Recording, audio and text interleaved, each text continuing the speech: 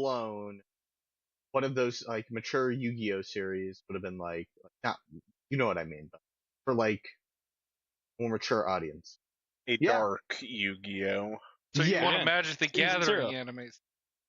He wants the manga version. Why of Yu-Gi-Oh. hasn't Wizards of the Coast really dipped into that side? Because Yeah, Wizards of the Coast is a bunch Because of they're geniuses. stupid. yeah. I mean, Chris Cox is a piece of shit. Everyone, By the way. everyone had to chime in on this one. oh my god. That would be the CEO of Hasbro, by the way.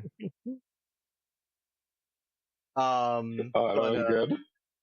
It's kind of like how Overwatch has never gotten an anime or an animated series. It's like, what are you doing? Well, they knew we were excited for a single player experience, which is why the Overwatch 2 hype was so real. And then they were Yeah. like, "Oh, nah, that requires effort, and That we requires don't want effort. to do that." Exactly. So yeah, we know. Yeah, yeah. I know. I'm just restating. Oh, cool. Just sifting through all the anime to see if there's any intelligent shonen protagonist. This is very difficult to find, though.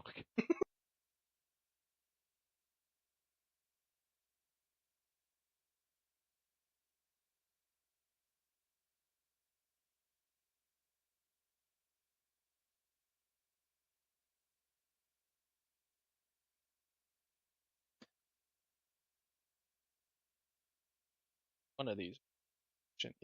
Baki is definitely not intelligent.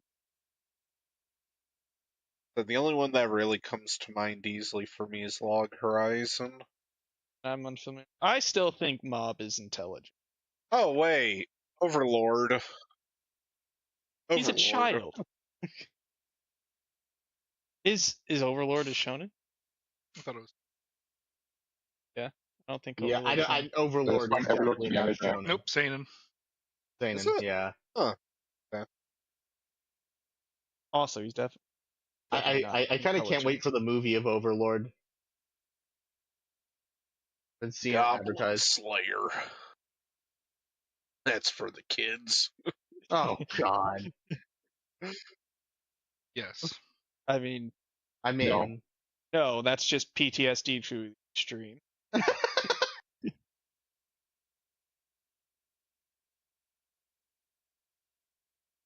Again, He has PTSD has had a extreme. chance to sleep with every female in that one.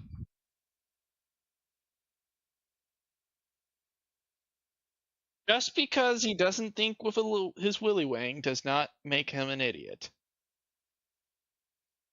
Oh you know God. the willy wang is. Yeah. Penis. Oh. Also known as Tallywhacker. Flong. Oh my God. A Okay. gilded Tallywhacker.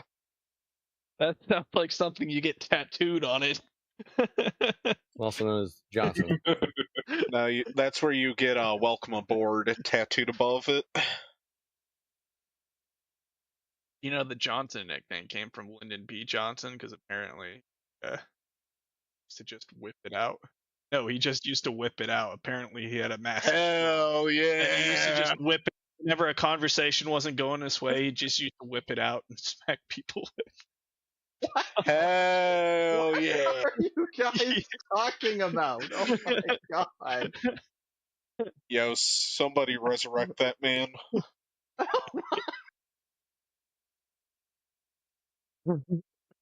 Not today. Not in today, Sage. Definitely not. Fuck him. It'll be funny.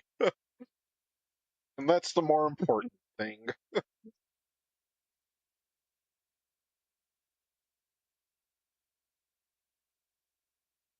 That's where the term Johnson for slaying comes from. So, or you know. I know you didn't want to know that, but you do know that now. So, you're welcome. How dare you assume that I didn't want to know that? You know? Fair enough. Dicks are funny. Yeah, because Yes, apparently that was his was like massive. Like people would not like he'd go to like use the urinal, and people would try to avoid him in there. Like apparently it was massive.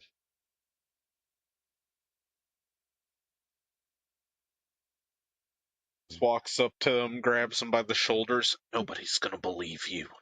Yeah, Might have been except my both big his demon. hands are still in his pocket.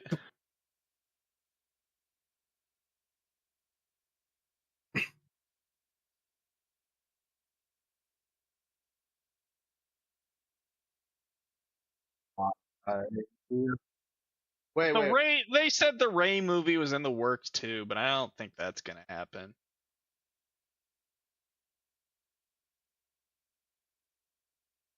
Oh. What Skywalker saga? Who's what? That's what I was like. What Skywalker? I don't remember there being an. No, there's Ray Skywalker. Over Anakin. She's not a Skywalker. She said she was, and that's what matters. Is that she said it. Stupid.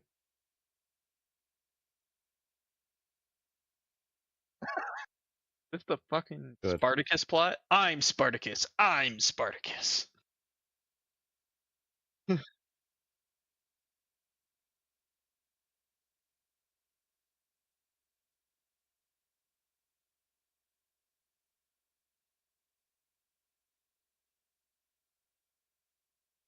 Just move away from that time period. Set yourself 300 years in the future.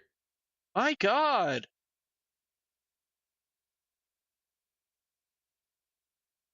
I know. Don't you think it would be better if it's 300 years in the future and it's not our problem? But yeah, but then we don't have to worry about it for another 300 years.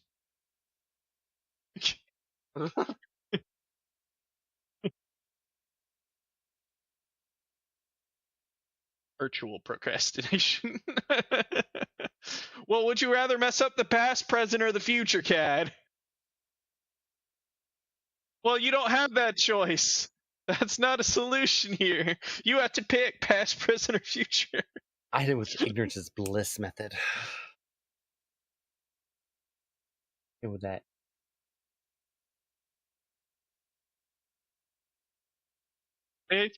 That's what they've been doing for a long time now. It's not going to change anything.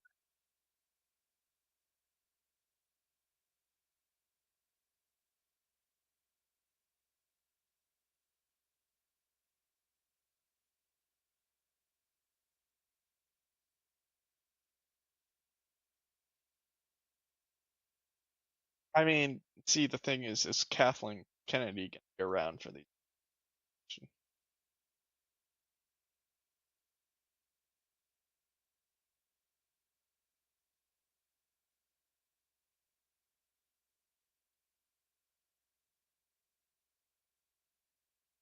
I mean,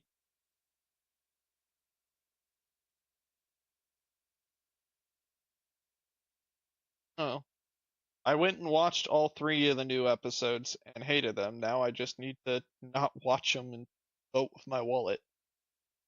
Yeah. And Yoho,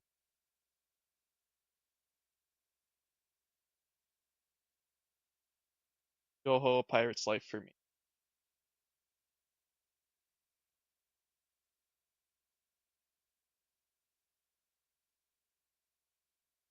No,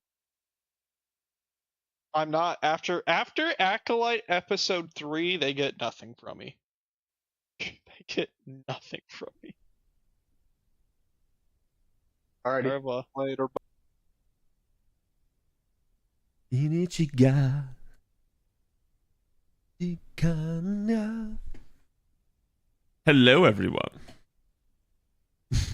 You can see we were talking about Star Wars. Apparently, they've announced a new trilogy, episodes 10, 11, and 12.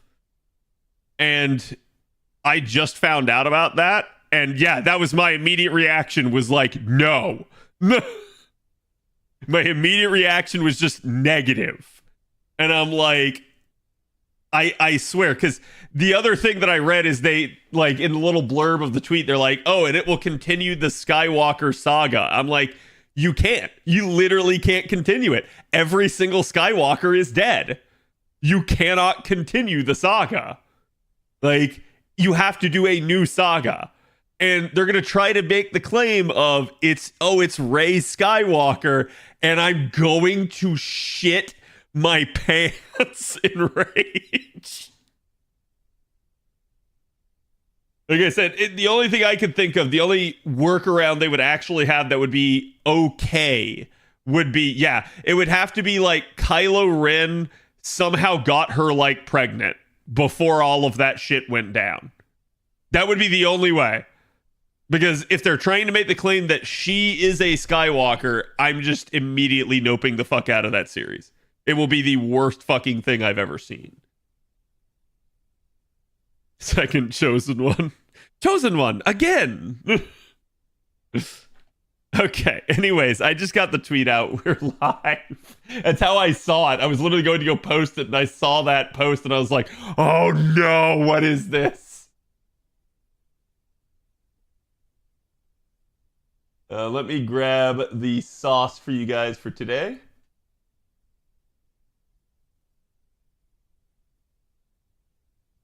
Don't give them ideas, Cad. Oh, listen, no. You say don't give them ideas, Jay. I am superbly confident that any idea that I could have, first on YouTube, hello, duelist. Any idea that I would have would be better than their idea, like without a doubt. So if they took my idea, it would improve it. At bare minimum, it would improve what they have. Come on, Cad, give it a chance. No, they can go fuck off. I don't have any requirement to give them a chance anymore. They blew every chance that I have given them. So it's like, I'll watch things if I feel like it's interesting and it's to my taste. But like I was just telling Prophet, like, I don't normally advocate for piracy, but I'm like very much in the realm of like, I'm not giving Disney another dime for Star Wars. Like, I will just pirate things. It is what it is, because everything they keep doing, they keep fucking up. So like, I'm just like, nah, I'm good. I'm good. They can figure out some other like genre to milk. Think JP gets a Lotto next? I don't think the next event is a Lotto. Okay.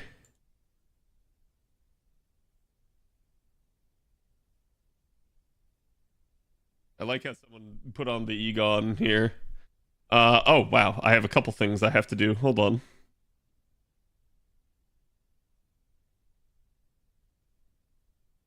There we go.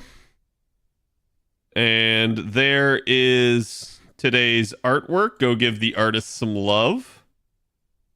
And hold this thought, chat.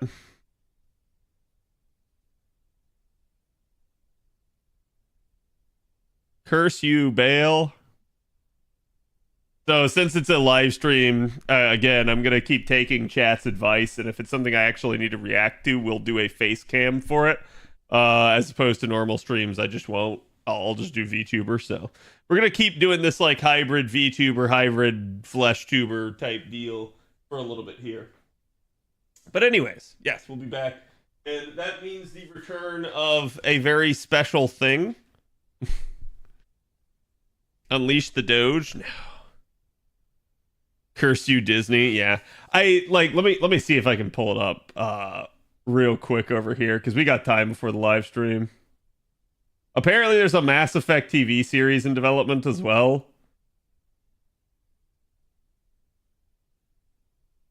So, like, that's a thing. And I'm like, you know what? I could actually see Mass Effect being a really cool series. Like, and I'm dead serious. Like no issues there whatsoever, right? I have no idea who Daniel Casey is. Let me see. Write and executively produce the series.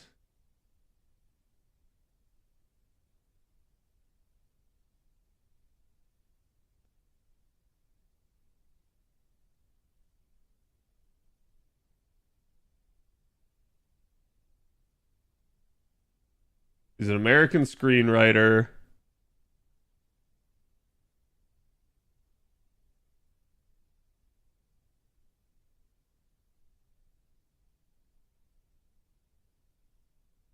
I don't see that this guy's like done anything, at least not on his wiki article. So let me see.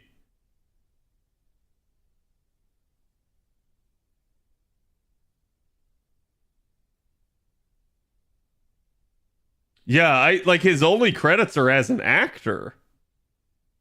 That's terrifying.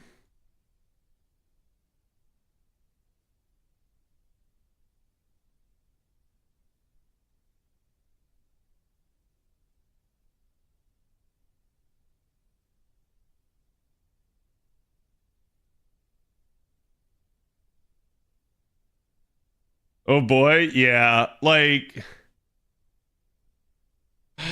hopefully he's a fan. That's all I can say. Because again, like I do feel like this could make a good series, but not if you don't write it well, right? Like it definitely needs to be something that's actually well taken care of by a fan.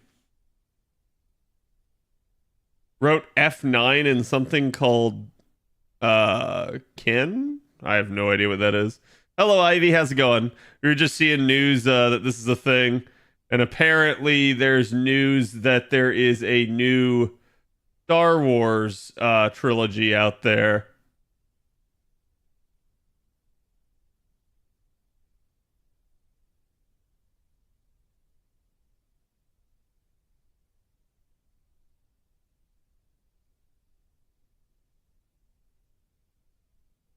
Oh, that's why. Apparently there's some like Disney presentation in Brazil that's coming out. They're expecting news on Disney and Star Wars and all that.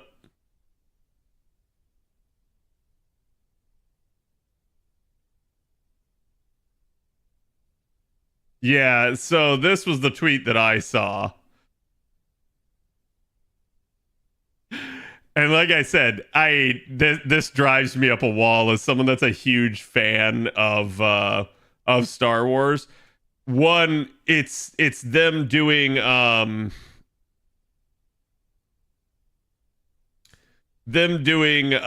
episodes 10 through 12, so it's not like we're not doing a trilogy set somewhere else in the timeline. We're not doing further, like ahead of the Star Wars stuff. We're going after the sequels. And on top of that, yeah, okay, writing a trilogy, although some insiders think it may be the start of a new saga instead. I hope this is the case, because I don't think this is the tweet that I saw then. Because the tweet that I saw was like basically them alleging that I did see this. Daniel Craig asked who he'd like to see play Bond next, and he said, "I don't care," because he keeps getting asked that question over and over and over again, and I think he's just over it. But it's just kind of funny to see him say that. But yeah, the tweet that I saw literally alleged that it was going to be a continuation of the Skywalker saga, and I like I said, that's what tilted me. As I'm just like, you can't do that. Like, quite literally every Skywalker is dead at the end of the 9th movie.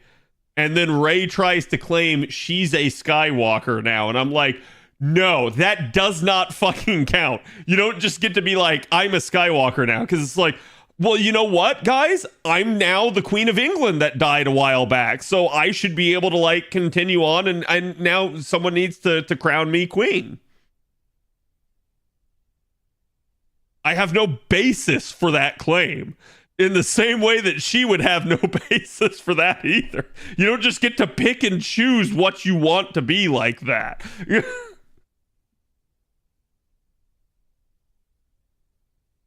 He'd rather kill himself than play Bond again at one point. So yeah, to be fair, I think like a lot of the problems with making the Bond movies has just become overbearing. So it's like, I'll be curious to see if we ever even get another Bond movie at this point.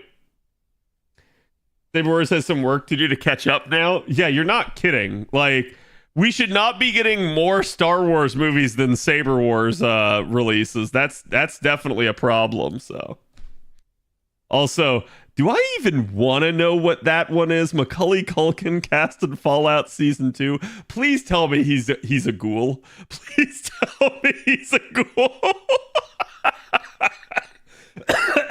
I'm sorry. I like that just makes me laugh if that's the case, but it is what it is. Again, for those of you guys that weren't here yesterday, we have a new event on JP coming out. I'm not really sure what it's going to be. It's kind of still up in the air. They haven't told us too much. They really they gave us a pre-campaign, but there's really not a whole lot to do for it.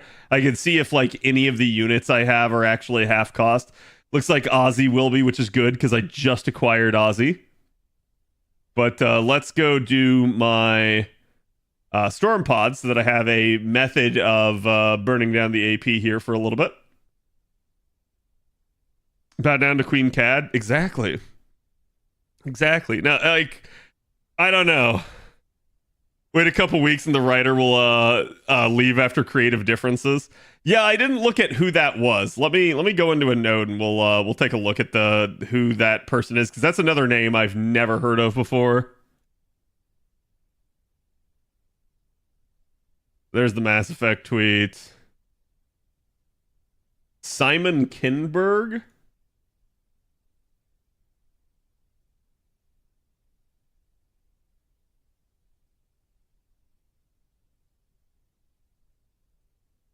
He produced a number of films in the X-Men film franchise for 20th Century Fox. The number of other projects such as The Martian earned him Academy Award picture for Best Picture.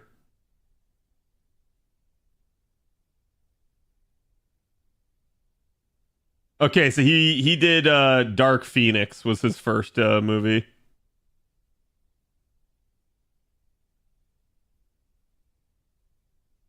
Morgan Le Fay? Hey, congrats.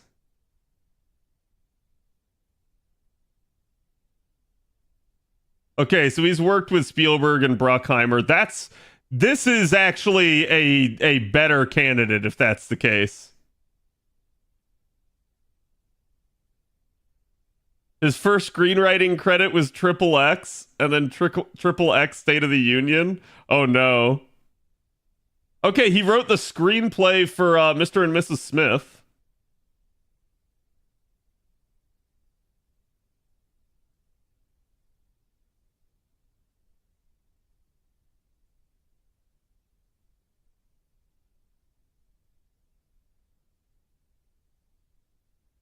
He did X-Men Last Stand.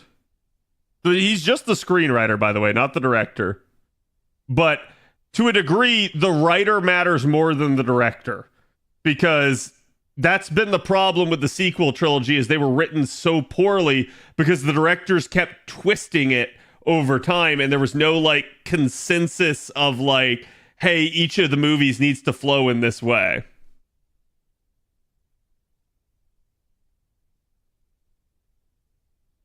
Oh, he did the film Jumper. That one I think also starred Hayden Christensen. That one was okay, actually. He's the writer of the Robert Downey Jr. Sherlock Holmes. He did X-Men First Class. This Means War.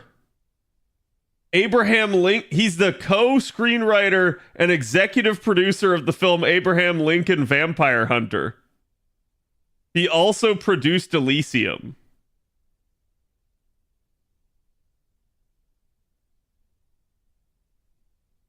So at least he's been around the block, and he's done several high profile movies at this point. So not gonna lie, he actually sounds like one of the best fits that they've gotten in recent memory, because he has quite a bit of writing history. He wrote and produced X-Men Apocalypse, the next film in the X-Men franchise following X-Men Days of Future Past. Kinberg produced 2016's Deadpool, 2017's Logan, 2018's Deadpool 2, and 2019's Dark Phoenix. And The New Mutants.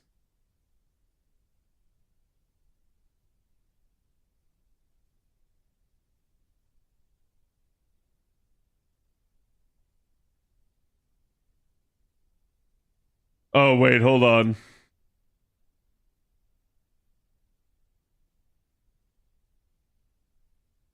Oh, this is interesting. So, The Hollywood Reporter initially reported that Lawrence Kasdan, the writer of Empire Strikes Back and Return of the Jedi, and Kinberg would write and produce episodes 8 and 9 of the new Star Wars films. A week later, the publication stated that Kasdan and Kinberg would be working on future Star Wars projects, but not necessarily on 8 and 9. I got worried because I saw them say 8 and 9, but it looks like he didn't work on it. So I was like, oh shit, please tell me he wasn't responsible for that shit show. And he wasn't, at least. So that made me feel better there, because it means, and if there's one writer I do trust, it is Lawrence Kasdan, because he was one of Lucas's advisors for the original trilogy, and he's widely credited for like kind of being the reason that the original trilogy actually was so good. He was kind of the foil to some of Lucas's more insane ideas, and he was not part of the prequel trilogy, where Lucas kind of had free reign, and the prequel trilogy is okay, but it definitely has issues. So a lot of people assume that it's because Kasdan wasn't there and everyone was just a yes man to George Lucas, and the prequels ended up the way that they were. So if Kasdan's actually going to be back and writing for Star Wars again, that's probably a good sign. Dude's not consistent. Yeah. I mean, I think a lot of that can go with like, you can't just have a good script, you also have to have a good director, but it's an okay sign that they have somebody that's as like veteran in this regard, right?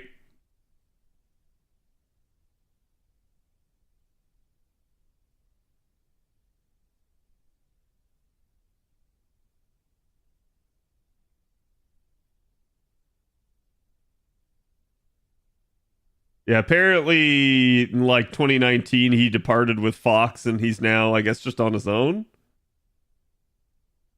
Which admittedly, since then, none of the projects that he has done, like I don't know of or remember any of these. So, but remember, chat, some of these he was the writer for, others he was just the producer on, right? So like for instance, I think he was just the producer on Abraham Lincoln Vampire Hunter. So he's not the one that actually wrote that script. He just helped produce it. Lucas didn't have anyone to write him in. Yeah.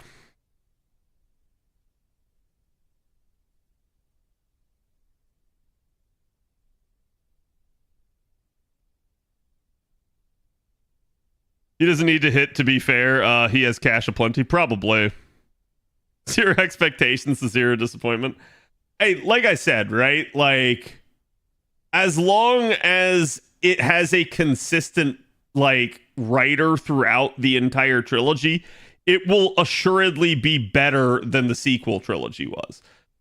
That doesn't mean it'll be the best Star Wars ever. But as long as it's better than the sequel trilogy, I'm more confident that like it's something that will be palpable. So I've now gone the gambit of emotions from being extremely upset about this news to being like, okay, maybe there's hope.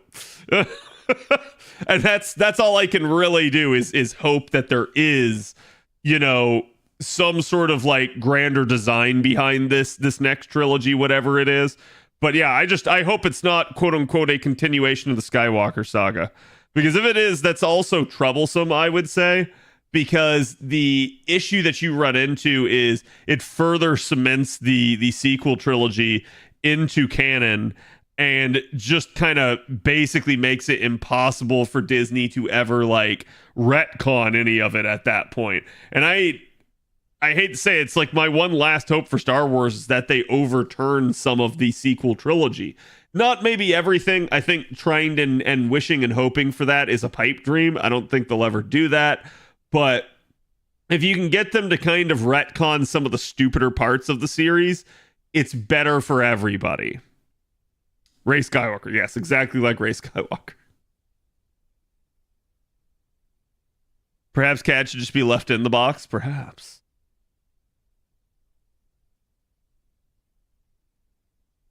Hope is evil because it gives you expectations to fail. Listen, my expectations are not very high with Star Wars nowadays. I love Star Wars. It's one of my favorite like IPs from back in the day as a kid.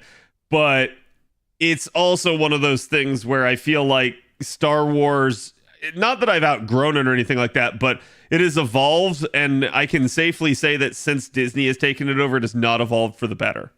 So it's like, when the prequel trilogies came out, I liked them. I did think they had issues even as a kid watching them, but I still largely liked them. The sequel trilogies, I thought the first movie was okay. I did not like the second movie, and I hated the third movie. Sorry, that's not the right order. I did not like the third movie, and I hated the second movie.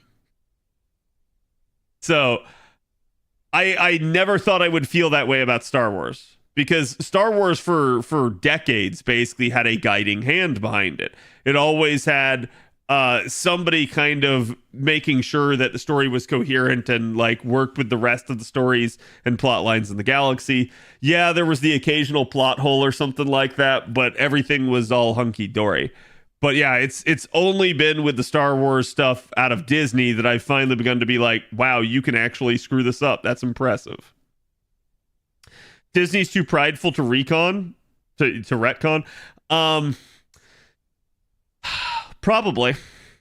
But you'd be amazed how much money makes people change their mind, right? Especially Disney, where the only reason they're doing this now is for money. They're not doing it because they want to produce something for Star Wars fans. They're doing it because they want to make money.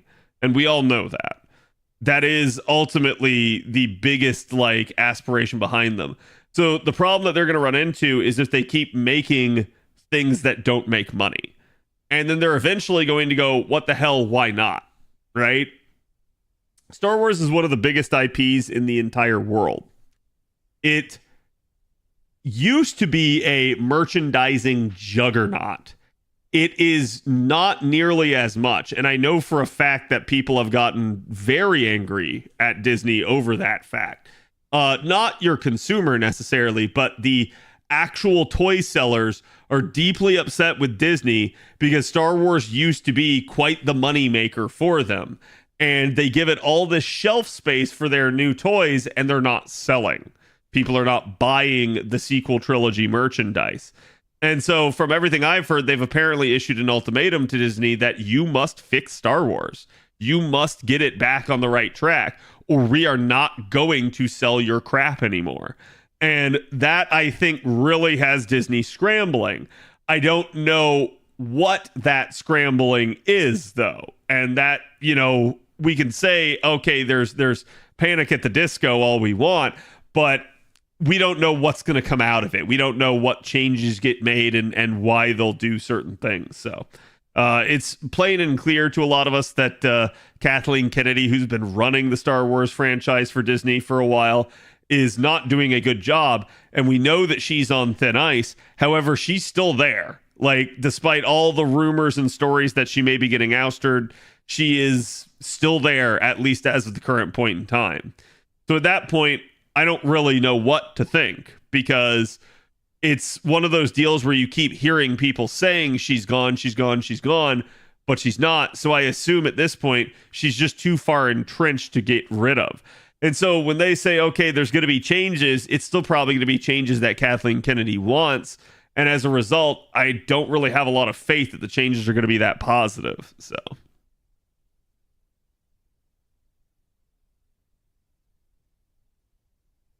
Director of the second movie ruined any chance for the sequels to get better. I do agree with that. I know a lot of people that think Rian Johnson is a good director. I unfortunately must disagree due to what happened with shit, what was the second movie called?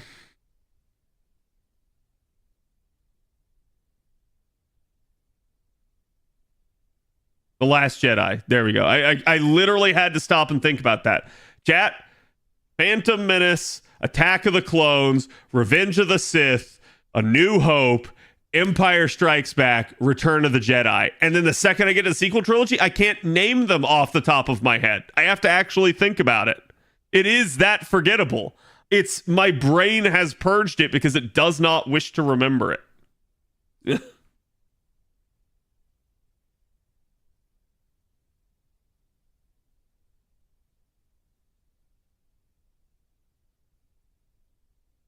fuck was the third one?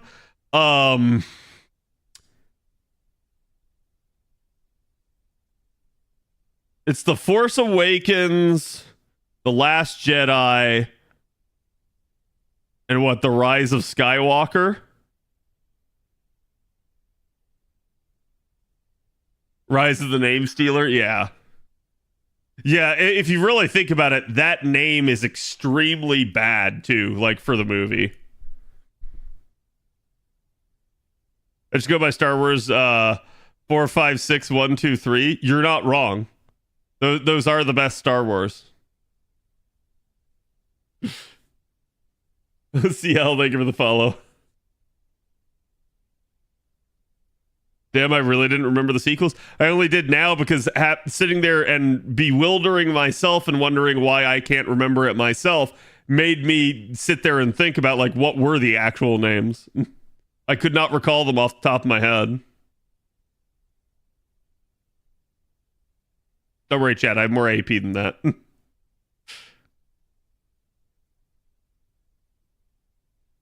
He's too focused on the Knives Out series. Yeah, I just, like...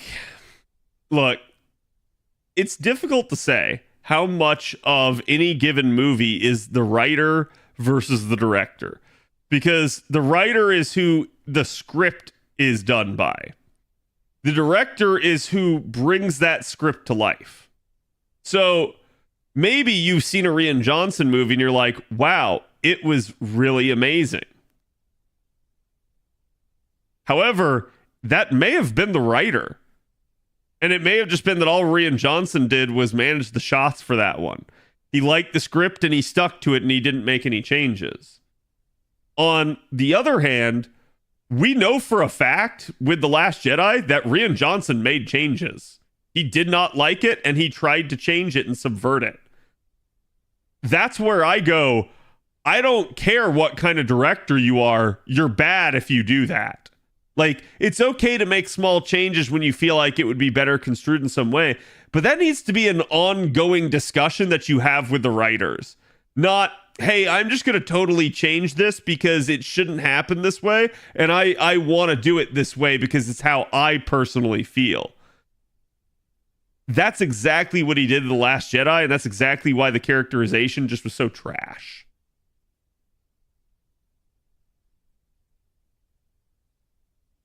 Rian Johnson both wrote and directed The Last Jedi. That sounds like the problem right there. So maybe Rian Johnson's a good director, but a shit writer.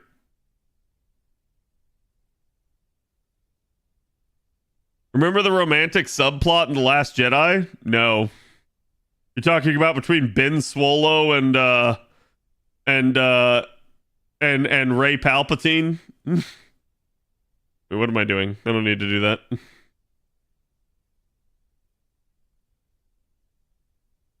Where he's telepathically stalking her.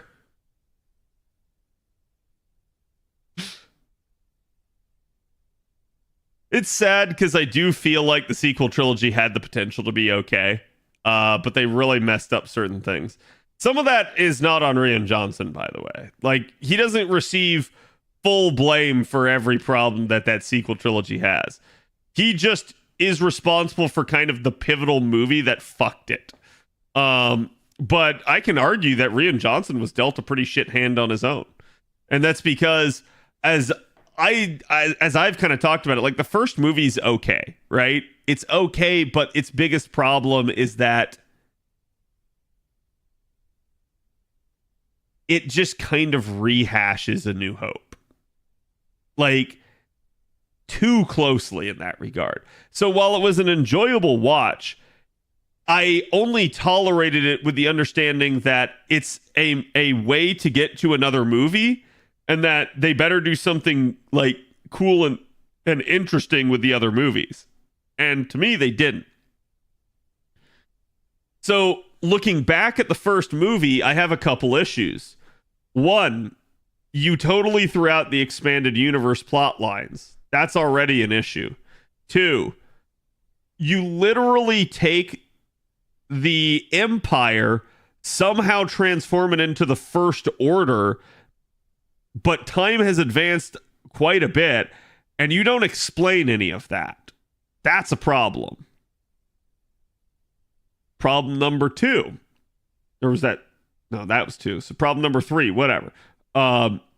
You quite literally pull out the Death Star again. It's okay to have a doomsday device. In fact, you can look at like James Bond, for instance, and your evil maniacal villain usually has some plot that threatens the entire fate of the world. Why? How? Doesn't matter. That's just the general thing. The good guy's got to stop that evil maniacal villain from pulling off his plot. Thing is, the evil maniacal villain usually has multiple different ways of doing it. For instance, stealing nuke codes, basically taking control of a space laser, pitting 2 countries against each other to commit war, exposing an entire agency's list of operatives. Like, there's numerous things that they use to kind of be the threat in those movies, right?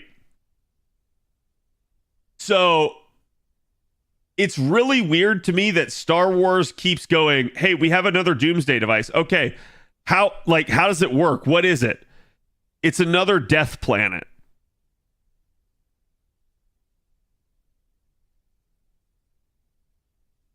Okay. You have space fantasy. Just make a new murder device. It's that easy. Like, just come up with some new mechanism. Don't make it the exact same damn thing. And they're like, oh, it's not. This time it's different because instead of it being a space station, it's an actual planet. And I'm like, it's the same damn thing. For all intents and purposes, it looks the same, it acts the same. So we don't fucking care. It literally, to the viewer, there's not enough points of differentiation in that, right? Yeah, even in the Star Wars expanded universe, you have numerous other threats that get talked about that are problems. And one of the things that I don't think I'll forgive them for with regards to throwing out the expanded universe is that the Star Wars expanded universe has some really cool plot lines. Particularly the whole, like, it kind of goes Game of Thronesy with, like, the socio-economic and, like, governmental landscape in the future. After they topple the Empire, the Republic has to try and rebuild and put all the pieces back together again. And there's a lot of problems with that because not only does the Empire still exist out there as what's known as the Remnant, but you also end up with, like, the Hutt Cartel and various other criminal organizations like the Black Sun trying to get in on that and trying to carve out their own piece in the galaxy. So that causes a lot of conflicts. And they're not big wars, but they're little micro conflicts, little skirmishes and battles here and there. And again, this struggle to try and fit everything back together again, that actually makes it really interesting and dynamic. The fact that they threw all of that out and they were just like, all right, let's have the Empire 2.0 with the Death Star 3.0 is like the stupidest thing I've ever seen. You had the world as your oyster. Sorry, you had the galaxy as your oyster. And you chose to do the same thing that has always been done in the prior movies. Power vacuum trying to fill the hole that the Empire left. Exactly. Make a giant space robot. Yeah, there's so many things they could have done. And then came actually smart Grand Admiral Thrawn. Yeah, they started to try to bring Thrawn back, which I like Thrawn, but the version of him that they've brought back so far has not been good. He's been a pretty, like, stupid iteration. Thrawn is supposed to be your, like, genius space admiral. He's kind of like Erwin Rommel in space, where he's just really smart. He knows how to beat his enemy, and he's always got a plan. He's always working some angle. And so he's very difficult to catch, very difficult to pin down, and he's always hitting you where you least expect it. And it makes him a very, very, like, good antagonist because he's smart and he knows how to, like, hit you at all your weak points. But that has been anything but the case with how they've portrayed him in the Disney shows and stuff so far. So far, Thrawn just looks like an idiot half the time. So, like, you know he's supposed to be a smart character, but the actions that he does are not very smart. Like, and the way to categorize this is there are numerous times so far with Disney where Thrawn has already kind of been defeated and lost. In the expanded universe, Thrawn didn't lose. It's the good guys showed up, but they were too late, and they managed to stop something, but he still got away and accomplished his main objective. So it's like all they did is they stopped it from getting worse. That's it. So it's like he literally would all the time like bait and switch them, where it's like, oh, he's gonna attack this place. They'd show up there, they'd put a stop to it, only to realize that Thrawn had actually attacked some other place and made off with the goods. And it's like, right? Like, characters are only as smart as their writers. That is very true. Very true. And I do think that is the issue.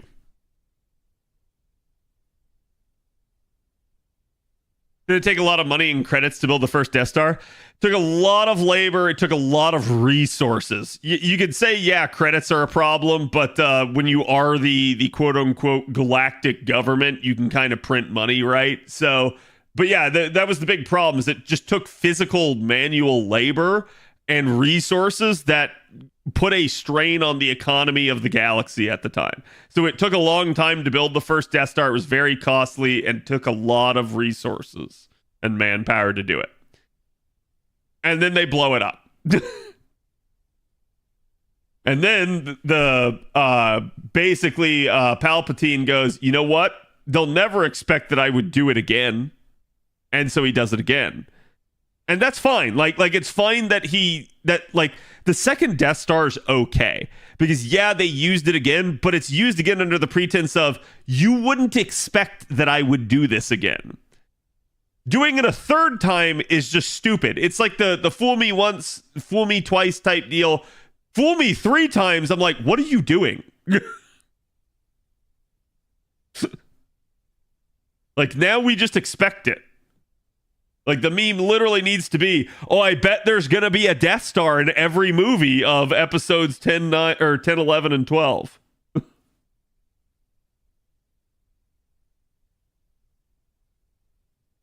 If you try to build up a villain that might require your heroes not to be perfect, that's true. And to be fair, people like a hero that isn't perfect. They like a hero that's flawed because they can see themselves in that hero then. If you make a perfect fucking hero, there's nothing you can do. You have to have some kind of flaw. You can't have a Mary Sue. Nobody likes a Mary Sue. Can Charlie Black Rail loop? Yes. I'm using a K-scope on him because I don't have his skills maxed and I'm too lazy to plug suit this. Which is funny because I am using a plug suit.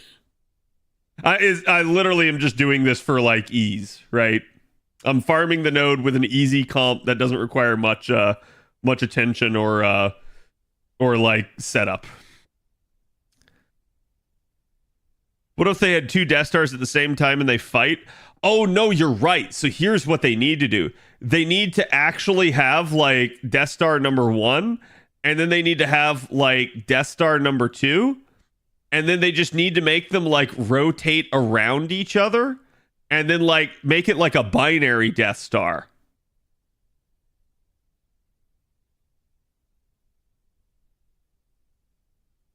And then to top that, we'll start including like even more. And like the number will just go up with every iteration. Which, and I hate to say this, chat, but you, like, if you've watched the sequel trilogy, that is what they did. Why is the Death Star in that one better than the Death Star in the original trilogy? Because the Death Star in the sequel trilogy, when it fires its laser, like literally just like forks into like all sorts of different directions later. And like, I'm not even joking. This is the actual plot point of the movie because they use it to destroy every major like governmental planet in the galaxy, which is also why like the sequel trilogy just can't be canonical because they totally fucked up like the entire galaxy when they did that. I'm not even kidding. Like, you can go back and watch and like, yeah, they wiped out like our entire government. And it's like, huh? It's called Golf Force. Yeah. The new sequels will have a death rod. Ah, yes. Pull up, you stream every day? Yeah, pretty much. A lot of the times on the weekends I haven't been lately. That's mostly just due to my busy schedule and because I assume chat doesn't want to sit there and watch me play WoW all the time. So, death rod with 2 death balls. You're right. So we'll do it like so. And here's what we'll do, chat. Okay. So you'll have, it's kind of like the Death Star chamber, you know, like when you see it like firing the laser where like everything kind of like comes together at the one point, right? So we'll have it like that where that's the death rod, okay? And then you'll have like the engines on the back of it, and then that will allow it to like fly through space. And then what we'll do is we'll call it the Neojet Armstrong Cyclone Cannon, or however the fuck you say it. And we'll literally say it's straight out of Gintama. Gauge hyperclap. Yep. That's just the colony laser from Gundam. Yeah, the Neo Armstrong Jet Cyclone Cannon. It really is perfect. Yeah. If you can make a Death Star like weapon, that would make sense in the Star Wars universe. What would your creation be? I don't think I would make a Death Star like weapon. I feel like a Death Star like weapon is a MacGuffin. So it's like I would create instead like some different type of crisis. Like for instance, chat, to a degree, I almost like episodes 2 and 3 better than the original trilogy. And the reason why is because what's going on in episodes 2 and 3 is galactic warfare rather than, oh no, we have like, you know, some fleeting rebellion or like we have this doomsday device that's threatening the entire galaxy. It's just straight up, hey, we have a no holds barred open conflict and shit is like going on everywhere. I actually do really like that. Starforge from KOTOR was a way cooler Death Star. Yeah.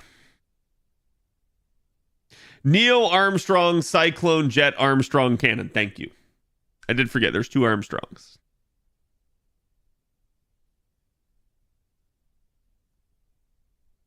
I just came in to see you drawing a dick. So you're saying I summoned you. Then he'll hold the galaxy hostage for 1 million credits. Exactly. $1 billion.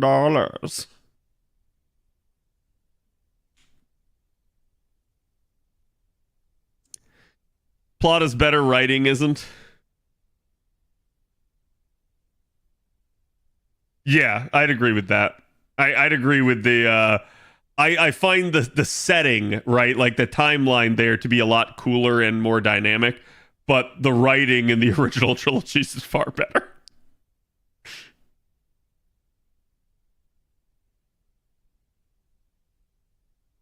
Episode 2 just feels slow and dry to me, but I haven't seen it since its release. Oh, I've seen it too many times. I ask if you flesh tuber cat, are you my master? Yes, pay me all of your money. By this command seal, I order you.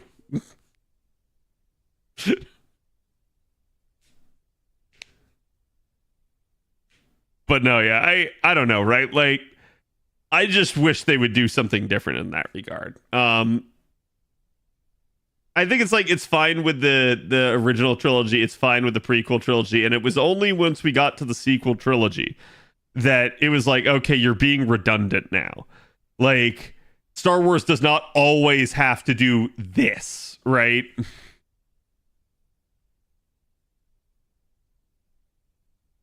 Going away for a wedding, sad. It's all good. I mean, tomorrow we'll have the lotto, so we'll just be like probably streaming that the whole evening.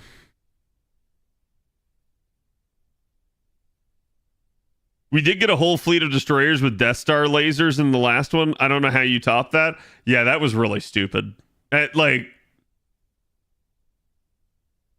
it's crude. So, chat, do you know where they stole that from? They stole that from another Disney movie. They stole that from Pirates of the Caribbean. Because the entire Sith armada is crewed by dead Sith. And it's like,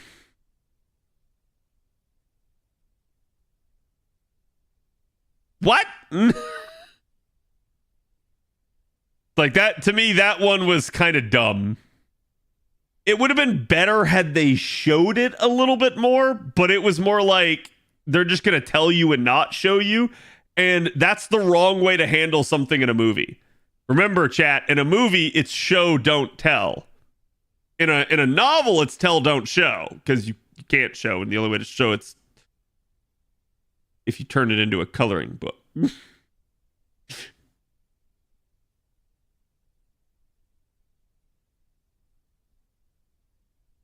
Isn't the whole point of the Death Star that the power is the last kyber crystals in the galaxy? No.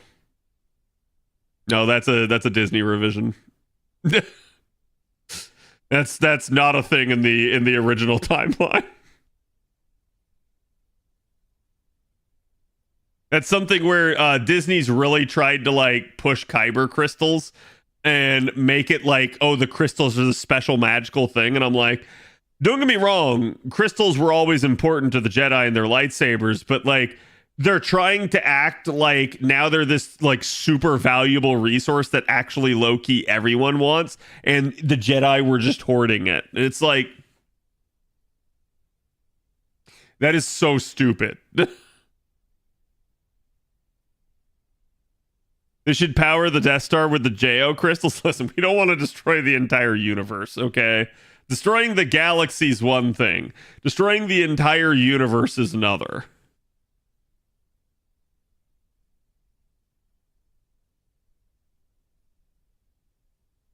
Literally couldn't write an explanation. Yeah.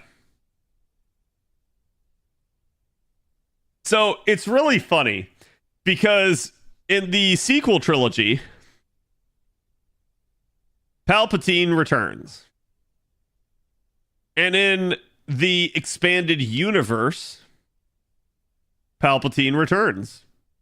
This is actually something that they stole from the expanded universe. However, the expanded universe did it better.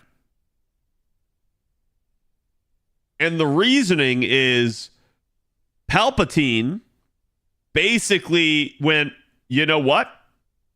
If I die, I'm going to need a body to come back to.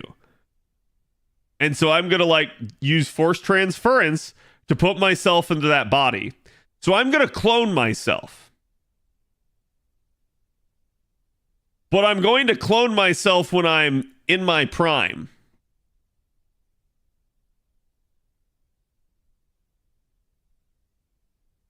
So he goes back and he's young Palpatine. He is literally Palpatine in his like mid-20s with all of his knowledge and expertise of old Palpatine. Meanwhile, sequel trilogy Palpatine goes, I will return. And he literally comes back as old, crippled Palpatine. Why? I don't fucking know. It's stupid. It makes no sense. If you're going to do this, especially given that we have the entire Attack of the Clones like movie series showcasing cloning, you would do this. And it's even more funny because if you guys have watched the Clone Wars series, if you've watched Bad Batch, you know that low-key Palpatine was trying, because they actually set this up, so I like this. Palpatine was trying to get his hands on the cloning technology. And he was literally like trying to put this entire plan into motion. So it's just in the sequel trilogy where it's like, oh, I guess he failed. He never really got his hands on it. But in the EU, it's like, yeah, no, he just had it. They didn't want to use other stuff because of pride. No, you think Disney has pride?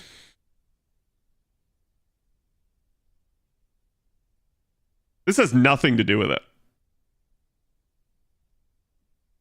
You want to know what has everything to do with it?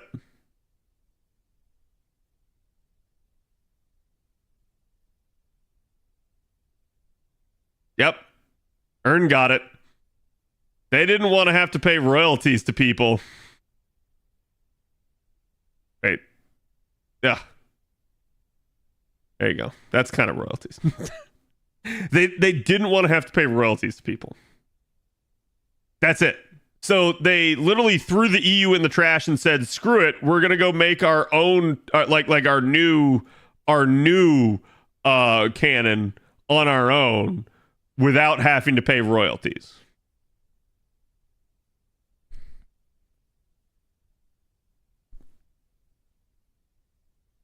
I thought they bought it already and that wasn't under royalties. No, they were. They were still on the hook for that stuff. They bought it, but that included all rights, which included the assumption of all contracts. This gets into contract law. I'm not a lawyer, so I'm not an expert on this, but I can tell you they would still logically be on the hook for paying royalties to people because all that happened is basically the owner, whoever owned the Star Wars franchise, so the owner of Star Wars, was on the hook to pay the writer of a book royalties. So all that happened is the owner changed. They're still on the hook to pay the writer royalties.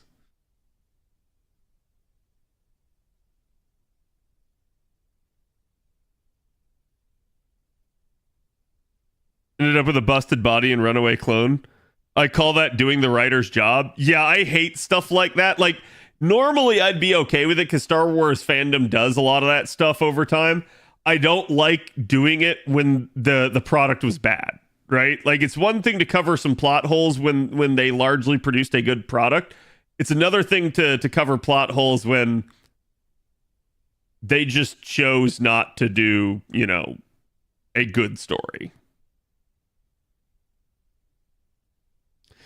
Book's copyright is weird. Yeah. And the thing is like, royalties are usually going to be paid at least until the person's death. And there are still ways that you can set up royalties to keep happening. Like, you can set it up to go to a surviving spouse. You can set it up to be held for like an estate or something like that. So Disney, I think they realized like if they continued on with that, they were going to have to pay people a shit ton of money.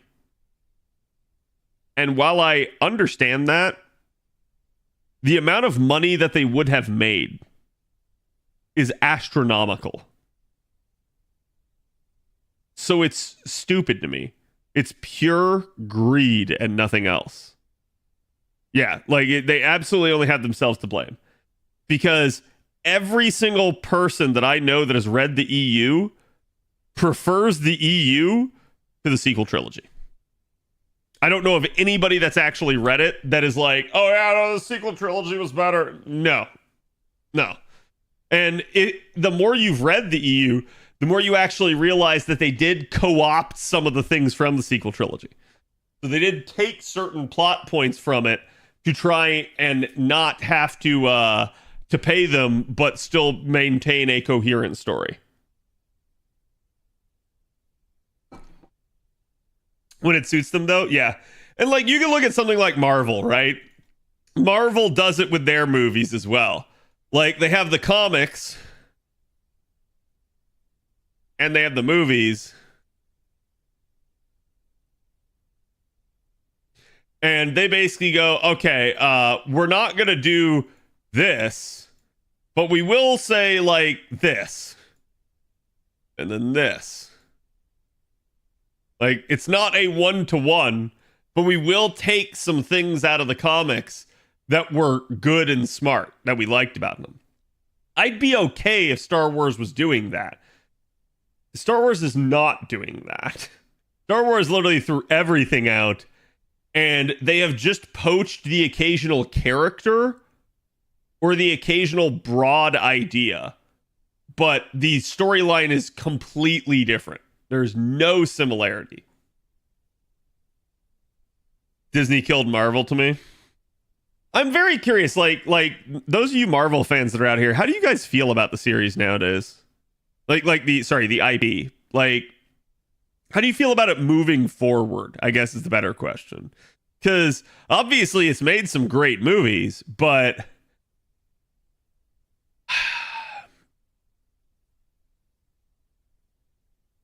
trying to think of how to say this, because like again, I'm not the biggest Marvel fan. I do like Marvel, but I don't like, I'm not somebody that's going to watch every single movie or anything like that.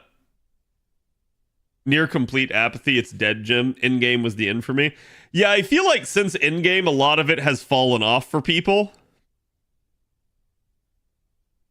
Outside the Spider-Man's films, it's ass. Yeah.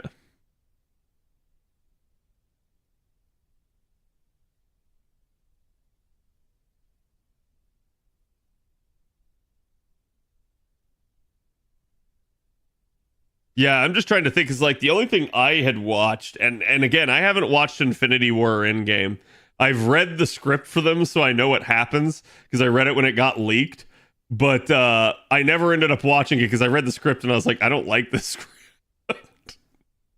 But, you know, again, if you guys like it, it's perfectly fine. It's just, I think since then, like the only real things that I've watched is I've watched Loki, and I actually liked Loki, but I don't know that I really have had any interest in anything they've produced since then. Oh, I have watched, I think I did watch No Way Home as well, but that was it. And like, I watched No Way Home because it was hyped by people, and the one thing I did take away from it is it was really cool for the, I'll just call it the collaboration that's in that movie. WandaVision was cool as well. See, I heard very mixed things about WandaVision. I heard people saying that they didn't like it because it was just very much a like slice of life.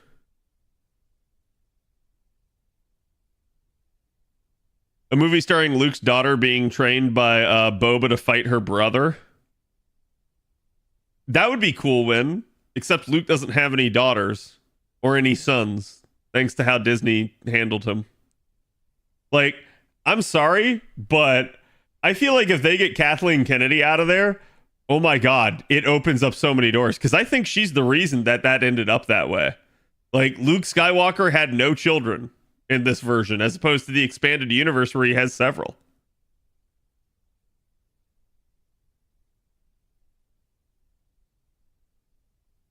I don't care anymore. Yeah. I kind of got tired of it. Well, I think it's also because I think for people post Endgame, it became a little bit more apparent that Marvel was just trying to milk things.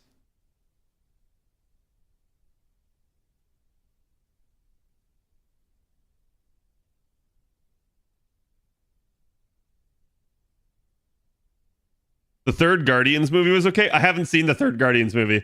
I've watched the first two. I haven't seen the third one. And that kind of rolls with what I've heard about it too. Is it's just okay.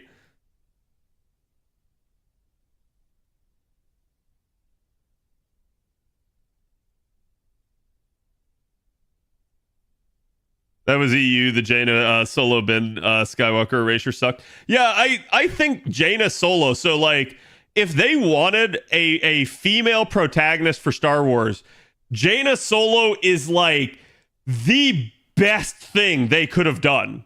And they chose not to do it. They're fucking idiots.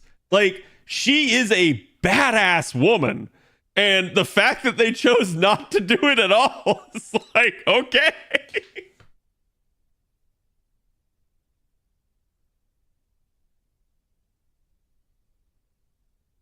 Luke only had one son, Ben. Did he not have another one later?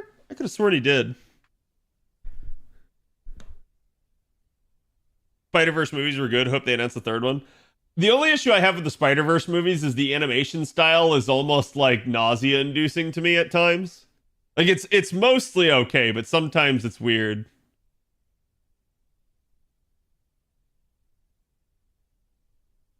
But a man wrote her, yeah. They would have needed to read to know that, Cad. Oh, I'll never forget Kathleen Kennedy saying that, it was unfair because with Marvel, they had so much other stuff to draw upon, but with Star Wars, they didn't. And I'm like,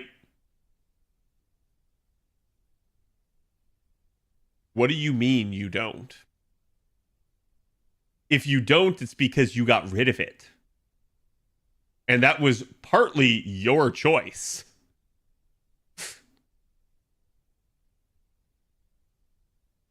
Literal Sword of the Jedi, yeah. This is really, like, the EU had some awesome characters, and they were very well developed. Like, so chat, when you guys, like, watched the Clone Wars, a lot of, like, and I'm talking about not the movie, but the series, right? A lot of how the Clone Wars functions as a series is very similar to how the EU was written. Because it's very much, there's just constant conflicts and issues coming up, and the new Jedi Order is having to go out there and fucking deal with it all alongside the Republic, and they're all trying to, again, like I said, piece things together. They're trying to put out fires, they're trying to deal with issues, and so there's just this constant, like, I need you here, oh no wait, I'm over there, oh no wait, I'm already going to this place next. Like, it's this constant strain of people trying to, like, figure out how to best handle the terrible situations that are going on. So it makes it very, very cool and very dynamic. And yeah, it's something that allows each of the characters in the similar way to Clone Wars to each be a, like, major and awesome hero in their own right. They're each decorated veterans that have accomplished many feats by the end of the EU.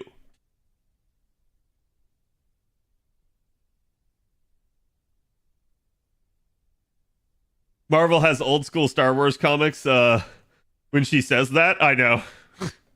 It's really, like I said, I just assumed that behind the scenes, like, Kathleen Kennedy low-key, like, hated a bunch of Star Wars and wanted to just reshape it in her image. And that's so wrong.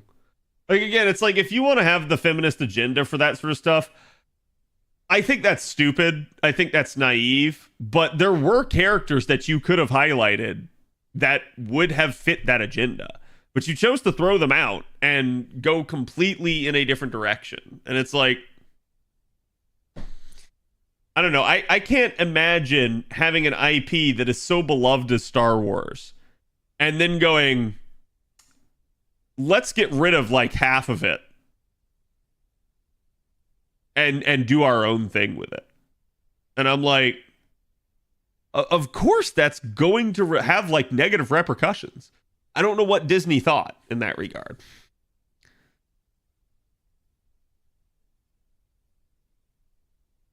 A badass Grievous, wasn't that? Yeah.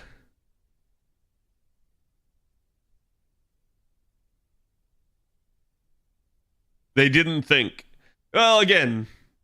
Oh no, not the Tartakovsky series. Which that one's good too. I'm talking about the 3D one that spanned, multiple seasons and stuff like that. Because the 3D one, especially for, like, the first, I'd say 4 seasons, it's very Monster of the Week type deal where, like, each episode is its own, like, enclosed issue. And the EU is very much like that, where there are literally like 100+ books set in the EU. and each one is their own like issue in conflict. Now you'd have a hard time turning an entire novel into one episode, but very, very similar.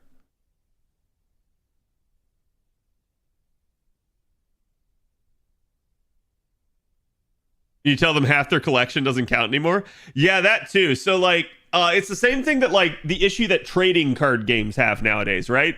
Like you think back to like the long running trading card games like Pokemon, Magic, Yu-Gi-Oh, like any of those types of things, right? Like, and ask yourself how many times it takes for the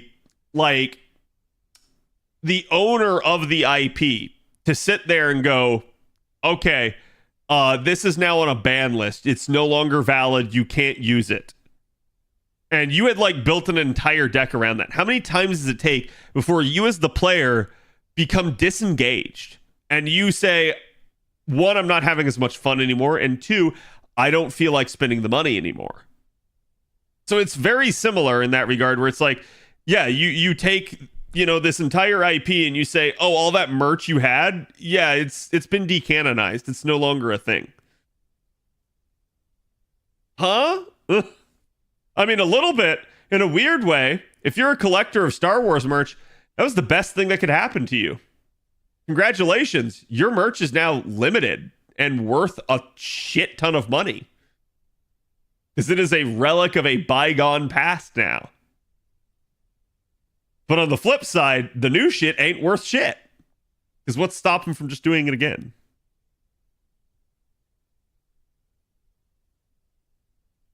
Doesn't Star Wars have comics they can draw material from? So when we say they killed the EU, so for reference, I'm not talking about the European Union. The EU for Star Wars stands for the Expanded Universe.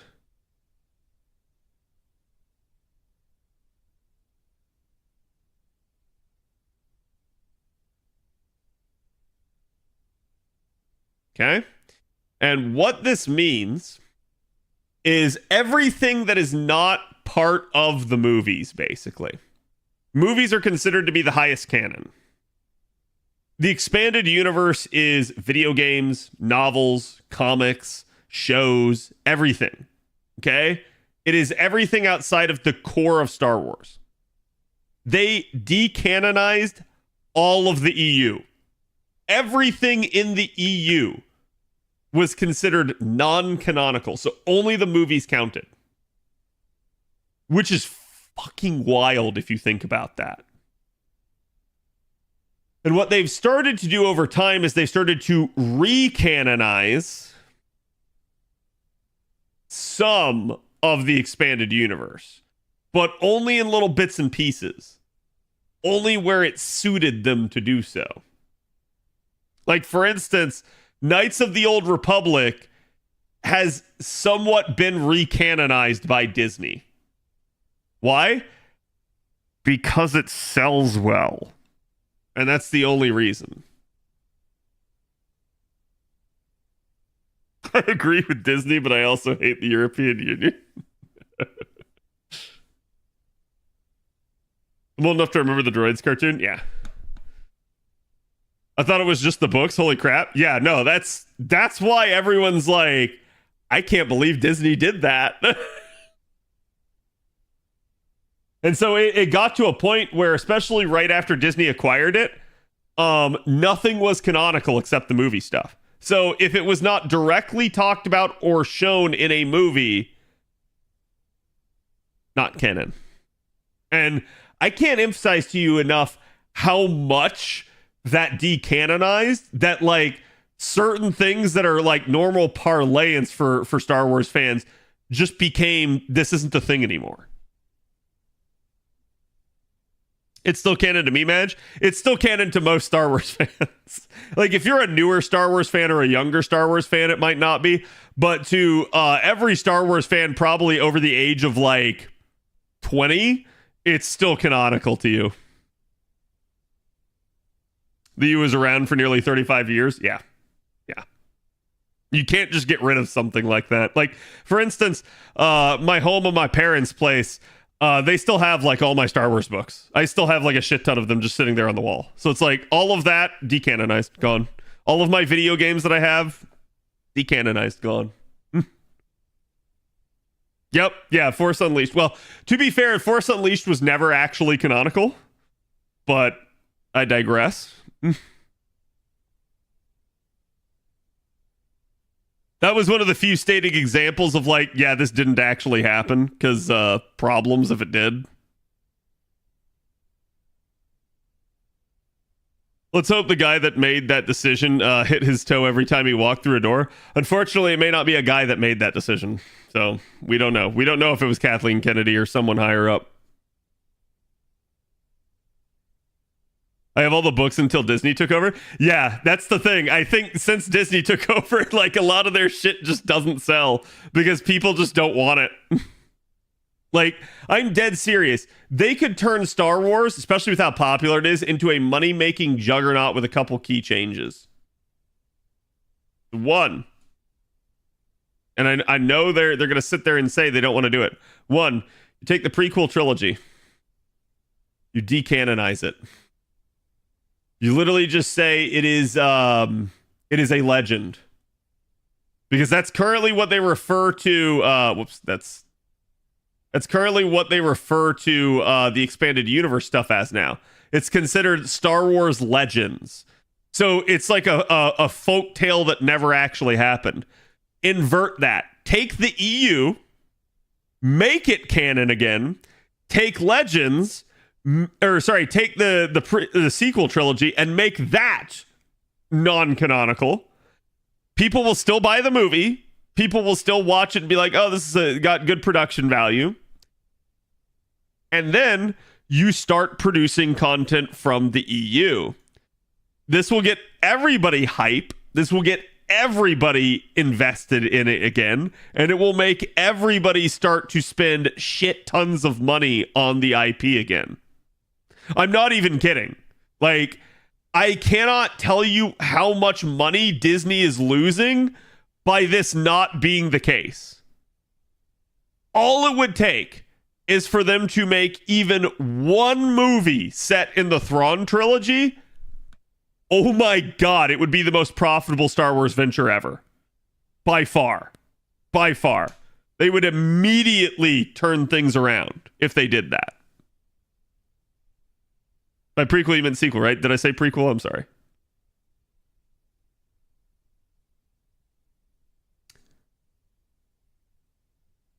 Flaming chunks of the Death Star raining down from above. Why is that so hard to ask? You just want to see Ewoks on fire, don't you?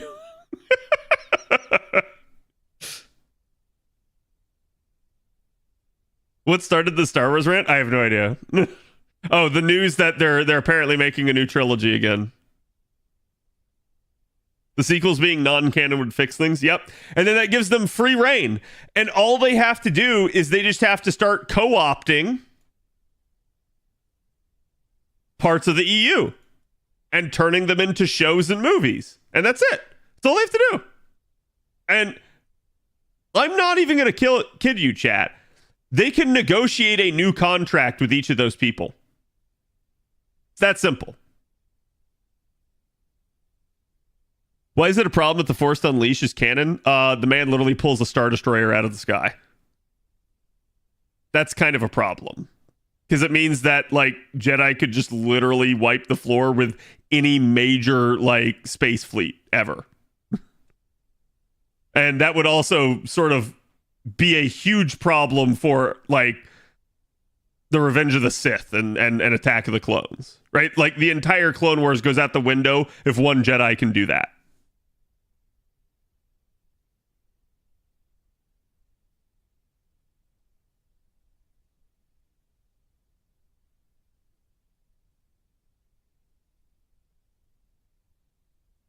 What's going to be your team comp for Lotto? Also, will you be doing 90 plus plus? I'm going to be doing 90 plus plus for round 1, at least until I've like cleared shop. And then I have to probably do a calculation of how much I need. Like, I technically don't need either mat in either round. But how little I need one mat versus the other, right? But CAD Space Leia. Jedi could survive in space, but not the way Leia did. Is Abeloth canon? You'd have to remind me who Abeloth is. To be fair, chat, I'm not an EU expert anymore. I used to be, but it's been years since I've been invested in the EU. Basically, since Disney took over, so I have forgotten a lot of stuff. Here, let me double check.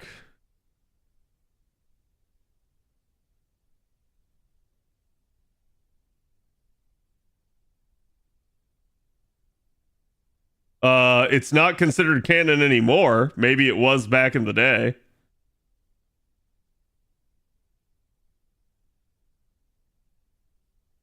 Where's she from? Oh yeah, no, I'm pretty sure this was canon. At least back in the day.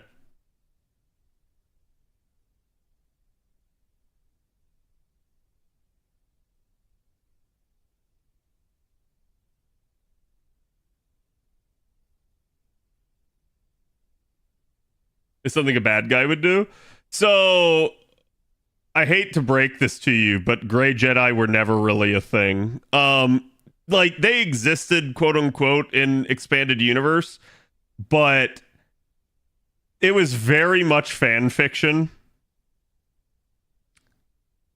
because in the EU, Luke Skywalker adopts that stance that you're talking about. He literally goes, all right, new Jedi Order. You can have attachment. It's perfectly fine. In fact, go have babies.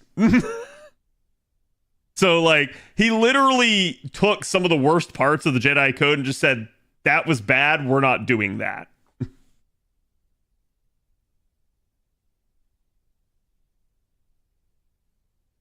Why is Kathleen Kennedy still allowed to work there? I have no idea. I have no idea. Like, you say no one liked Rey, but there are people out there that do. In fact, I was just talking to a girl the other day that does like Rey. But to me, that's not the problem, right? It's not people liking the sequel trilogy that the issue arises from. Because I think people like Rey as a character purely because she's female in that regard. And they like a female lead for Star Wars. I have no problem with there being a female lead, especially not in one of the movies. They just didn't do Rey very well. To me, she is objectively one of the worst female protagonists that I've seen in quite a while. Now, don't get me wrong. She's not the worst. I've definitely seen worse than her, but she's pretty far down there on the spectrum in that regard. And I think propping her up and sitting there and saying that her character doesn't have issues and then criticizing anybody that criticizes the character and calling them, you know, like misogynistic or something like that, it's just stupid, right? Like, Star Wars has had female protagonists, especially in the EU, that they decanonized, and they have been some of the most badass and interesting characters that the series has. So to me, I would have much rather that they worked with one of them than, you know, try to create a Mary Sue out of nowhere.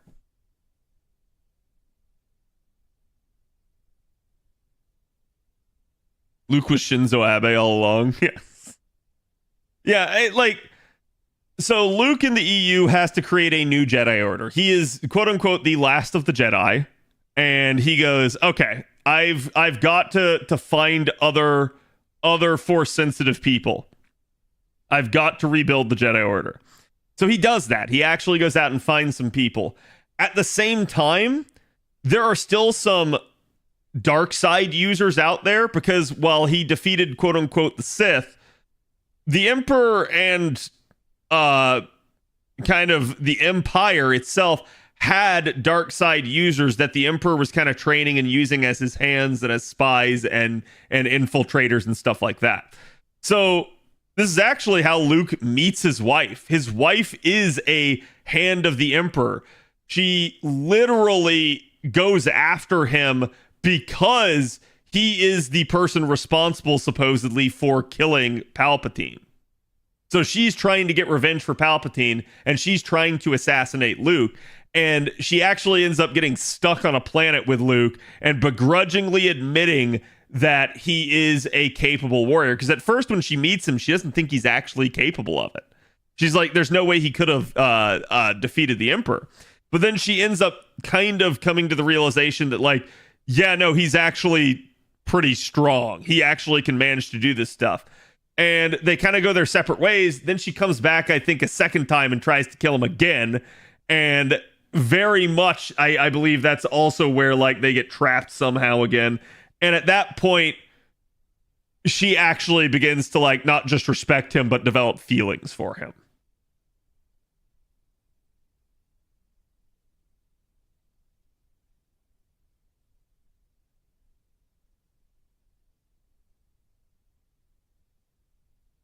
Exactly, Katana. Could have picked any of them. Yep. Yeah, and it's sad because, like, there's some really, really cool plot lines and stuff in that. Because, and I've talked about this at least to some of my friends before, but, like, basically one of the plot lines I really like in the expanded universe, in what happens after the original trilogy, is this concept of you have the new Jedi Order. It's going around trying to expand. And then, like I said, you have dark side users, you have the hands of the Emperor. And then you just have Dark Jedi. You have wannabe Sith, in effect. There are covens of Dark Jedi that are just out there in the world trying to also find Force-sensitive people to grow their ranks. And the new Jedi Order is having to deal with that. And it's awesome. I love that. Because it's like two competing forces trying to find a bunch of children of the Force and co-opt them for their own agendas. And all the, like, crap that can happen between that. So it's like, to me, they could have made that a much more interesting story, and that would allow them for, again, this, like, almost Jedi versus Sith without bringing the Sith into it necessarily as directly, and allow for them to kind of have another, like, sort of global conflict slash galaxy-wide conflict. Thoughts on the Grey Jedi? I've never really liked the concept of Grey Jedi. I understand them, but to me, at least, like, I can understand it a little bit more in the, like, Clone Wars time period, but once you get to, like, the expanded universe, there's no real point to having a Grey Jedi. Because, again, like I said, Luke was pretty open with what he was willing to allow in the Jedi Order at that point. It's like if the Knights of Ren were actually plot relevant. Yeah, you're not wrong.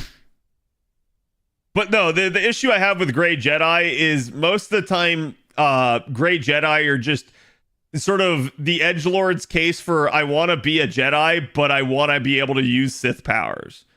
And that's fine to a degree. But this is also something that, like I said, Luke covers. So to me, Grey Jedi is just, I don't want to commit to either side. And I'm like, okay, that's fine. But then what do you do as a Grey Jedi? If you're actually truly neutral, you do nothing. That's why I don't like the concept of Grey Jedi, because, like, you wouldn't be involved in any of the conflicts then. You'd just be a hermit somewhere. Wasn't Qui-Gon a Grey Jedi? No, people have tried to say that for a while, but he never really was. They did the same thing as Jedi do? Yeah, and at that point, then you're just a Jedi. You're not really Grey. Like, you're just a Jedi that has some issues with the fucking Order. That's it. And, like, that's why I said, like, to me, it didn't really matter. All right, chat, we're getting close to time for the live stream.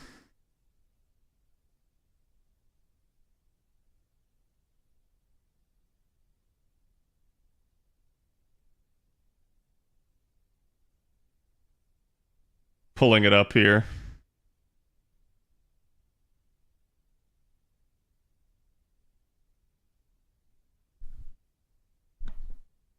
A Jedi that wants to love? Yeah, see, okay, by that logic, Anakin's a Grey Jedi.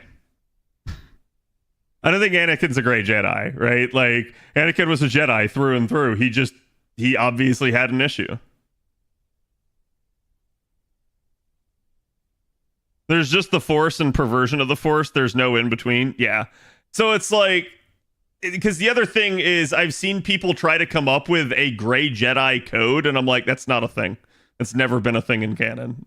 It's literally, like I said, like, Grey Jedi were not really a thing canonically. there's a couple people that are like out there and they're like non-committal hermits.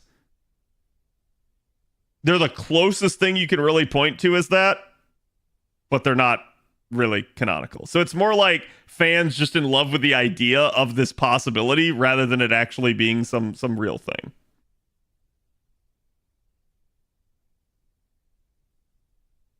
The idea in The Last Jedi that Luke would try to kill his own nephew just because he saw a vision of him turning to the dark side after he almost died to bring his father back to the light after his father killed kids for crying out loud is stupid. Yeah, I really find that dumb.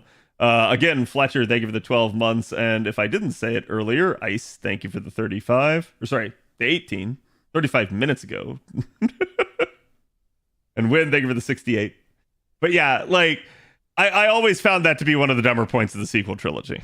Because Luke obviously, like, when everybody else had given up on Vader and assumed that Vader was just evil incarnate, Luke saw the good in him and saw the path to redemption. And they've tried to explain it that the reason Luke did it was twofold. One, he had been getting tempted by Snoke and he knew that for a long time. And two, he had a momentary lapse in a fit of rage himself. And I'm like, no, it still doesn't really fit the character. Because again, like, you're somehow making the character as he's gotten older more impulsive than when he was a much younger adult and practiced a lot more restraint. So it's like, that doesn't really work, right?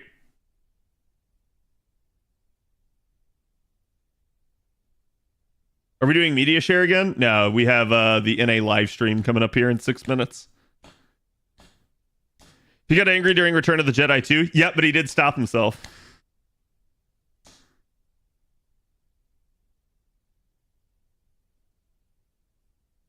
Like, he literally, when Palpatine taunts him, he throws his saber away. I always assumed Palpatine was behind that. Well, Palpatine was technically, like... Yeah, I mean, I guess at that time, like, you can make the argument that he was alive and he was out there and he was manipulating things, but apparently, according to their official explanation, it was actually Snoke, so I don't think it's that, right? But no, like, even then, like, sure, you're gonna make that argument, but it's like the kid was literally asleep. So how did he, like, suddenly get a fit of rage when the kid is actually asleep, right? There's nothing to provoke him. So I don't like their explanation regardless. It's one thing when, like, Vader or Palpatine are taunting you. It's another thing when it's like, I'm gonna kill this totally unarmed, unconscious person. Snoke was controlled by Palpatine? Sure. We'll go with that. We're going to need the maintenance plus event start pen. Yeah, go for it. Again, guys, we also have the Lotto guide out if you guys need to check it out. Palpatine never dies, always returns somehow. Yeah.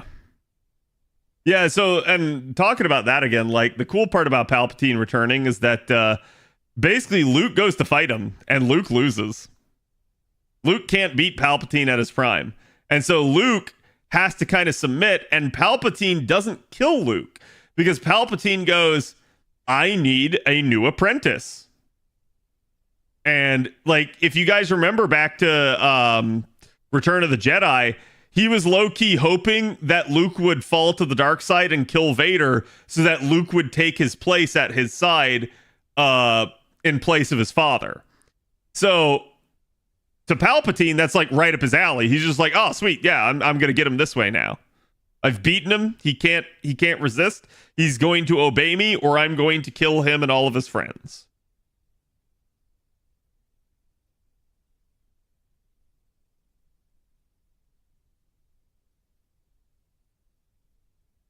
Oh no, he slipped there because, like, it's he ends up having to fight Leia, and Leia kind of beats him, but it's kind of indicated that, like, Luke was having moral dilemma in the same way that, like, Vader was, where it's like Luke is just like, oh my god, like, I shouldn't be doing this, but also if I don't do this, Palpatine's gonna kill her. So, like, And then what happens is, I think it's the one moment in the entire expanded universe that both Luke and Leia combine their like capabilities to actually take someone down, and they both combine to take down Palpatine, which is kind of cool because it still fulfills the whole like chosen one argument, because it basically means that low key Vader was still the chosen one, since his spawn are what do it. As opposed to Rey killing Palpatine, which totally fucks the entire prophecy.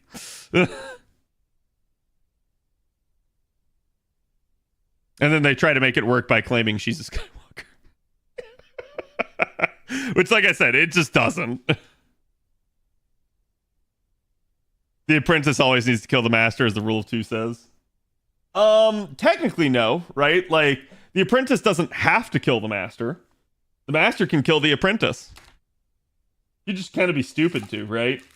If you kill your apprentice, then you got to find a new one. So what Palpatine always would try to do, and what a couple of the other Sith Lords would, is they would just wait, and they would hope that somebody would challenge their apprentice and beat them, because then that person must clearly be a stronger apprentice candidate.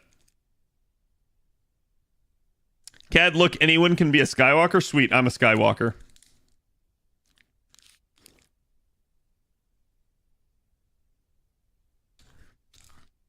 Oh, that's my bad.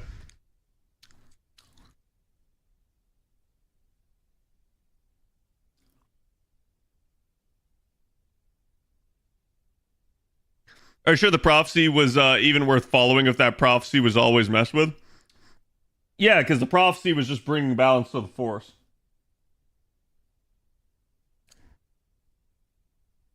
And so that you're clear, chat. The reason why killing Palpatine is bringing balance to the Force, because Palpatine had corrupted things that fucking hard.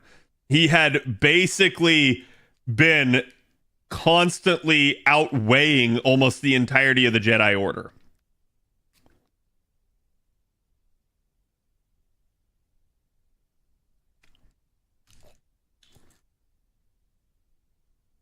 I came back just in time. Yep. It's going to be starting here shortly, so I'm going to end the music for this second.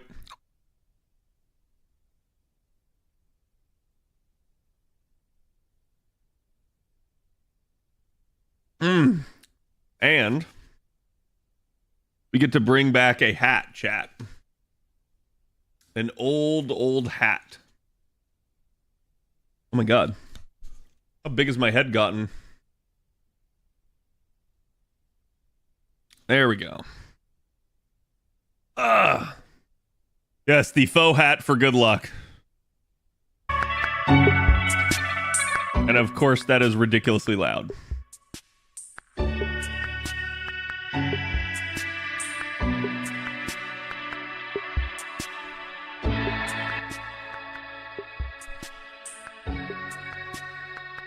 Before they deleted it, the rule of 1 was made by Darth Gray. Well, I'm making the rule of 3 now.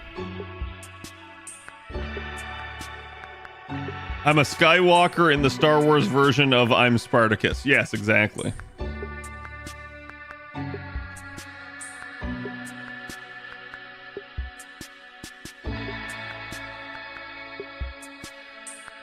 Made the rule of 1 where he stays God. I mean, no, it's just one of those deals where, like, Palpatine was able to extend his life somewhat unnaturally, and Palpatine was, like, just constantly looking for a better apprentice. Someone to pass it on to. And in theory, no one was ever worthy. Because Palpatine never actually, like, let any of his apprentices have the same powers that he had. Now, you can argue that that's, like, for a reason. Maybe they were incapable, but it also may have just been that Palpatine was just clinging to power and didn't want to let them have it, right?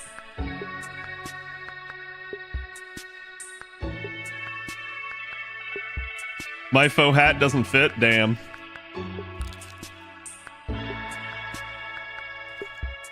How would Albert fix the Star Wars universe? He wouldn't. He would do a podunk stream from a casting couch, though. Hello, Ziri.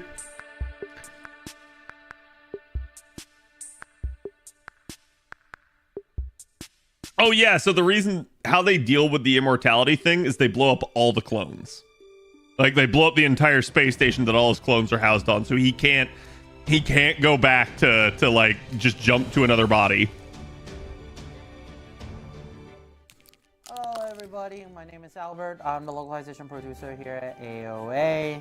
And I'm Michael. I'm the assistant localization producer and lead editor of FGO. Thank you for tuning in to today's Chaldea Broadcasting Station, Volume 11, Chaldea Tamlin Cup, the Next Generation's Triumphant Return pre-release special. Yay! You can see our energy is sort of kind of low. It's a little bit early in the morning. And thank you for everybody that tuning in and watch this. Wink, wink. We, you know, come on. We all know you have clairvoyance. You already know what's coming. You know, it's we still appreciate you being here with us. We You're do, welcome. and it doesn't mean we're not going to tell you. Right. And, right. We, you know, our convention season is over. We don't get to see you guys anymore until later this month in November. Maybe we'll see some of you. His for mic the is peaking 20th, really bad. Anniversary showcase. Other than that, this is the only way we get to talk to you guys. So, yeah. So, what else has been happening recently? What are you guys playing? I'm playing a lot, including FGO, of course. Yeah, always FGO. You gotta do your dailies, man. My top Bro, priority. if he mentions Yes. another gotcha game, I'm done with Also, him. Halloween just over. Halloween just ended. I'm done with I hope you Albert guys if he enjoyed does that. event. Yep, and we hope you got the servant. I hope you got all the servants you wanted out of that event. Yes, but Elizabeth, most But important. at the very least, the event limited, yes. Yes. So, we hope you complete guys your have fun. collection. We hope you've been hoarding those materials, because now we're going to give you another chance to hoard more materials, Became way more especially fun, yeah. in this upcoming event. So, now we have the latest event. It's Chaldea Tamlin Cup. Whoa! Wow, look at that. My God. And with new event, we have prologue. Michael, read it. Prologue time. All right. A lone knight tasked with serving a certain queen arrived in Chaldea. But the queen no longer had a kingdom to rule, and so had no use for new retainers. And so the knight's ambitions went unfulfilled, which is where it should have ended. Interesting. That knight doesn't look like the sort to give up once they've made up their mind. Fine. They seem like a good plaything worth testing. They'll have to prove their worth in physical trials, not just tests of mind and spirit. Okay. And just like that, with Babanshi's childlike glee, a secret training ground, the Athletic Zone, is born in Chaldea's simulator. To prove their skill and become an expedition Tamlin in service to Her Majesty, the knight leaps into competition in which heroes from all over the world vie to complete the Athletic Zone obstacle course. The first ever Tamlin Cup is about to begin. Wow, that's bad why I people have are you mouthing read up this every name. single time. You just don't want to do it. No, I don't want to do it. I can't do it. I can't do it with that little whatever thing Not with, you not do. with that there. attitude. I think Albert can do it, and I think that the only way it'll happen is if you guys. Nah, I can't even say regular English hard. English Muzukashi. So I think we'll just leave it to the pro. You know, we'll have you read it with that flair to it. I just can't do it. I'm just here to banter. So anyway, I am here to add just a little bit of flavor. So. Oh, he's So what's wearing going on a, with that event? What is all that thing in prologue is about? I think He's the wearing an only way N7 we're going to bracelet. find out is through some You guys visual. know what we're gonna say? There's a video of some kind that might. I wonder if they enlighten filmed us. this morning. Yes, What's happening. yes. So let's take a look at the video. Because today's N7 day. Roll the clip.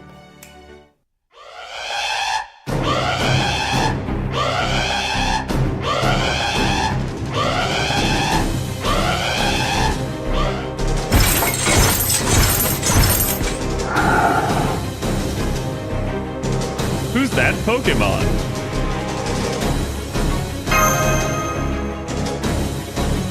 Also, sorry, this is really loud.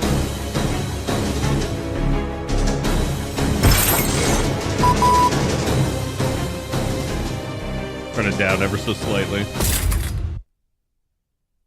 It's Samus Aran.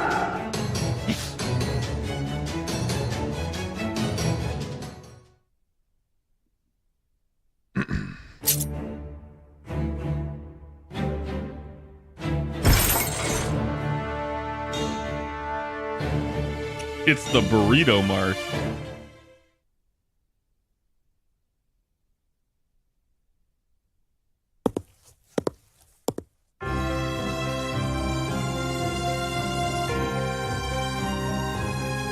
Okay.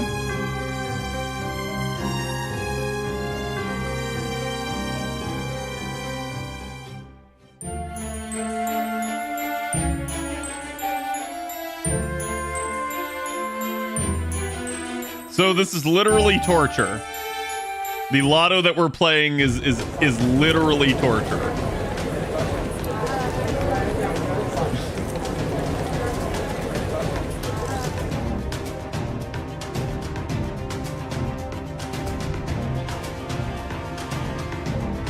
Diabolical crime chamber. Who named this? Moriarty?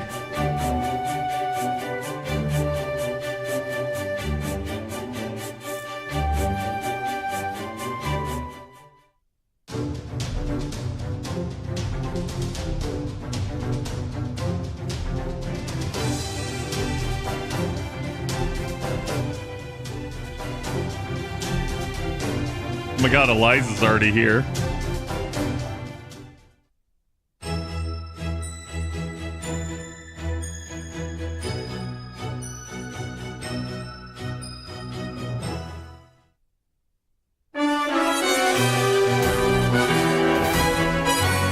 So remember, guys, I think you have to have, what is it, LB6 So, a training for the ground story? called Athletic Zone appeared in Chaldea. Or is it LB5? The athletic zone.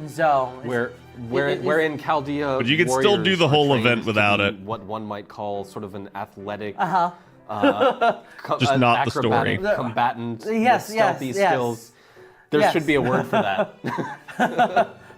We'll let you guys figure it out. You guys got it. So anyway, we have Britomart who showed up to want to be Expedition Tamlin. What could that mean? What could that mean? And why is Britomart in a mech?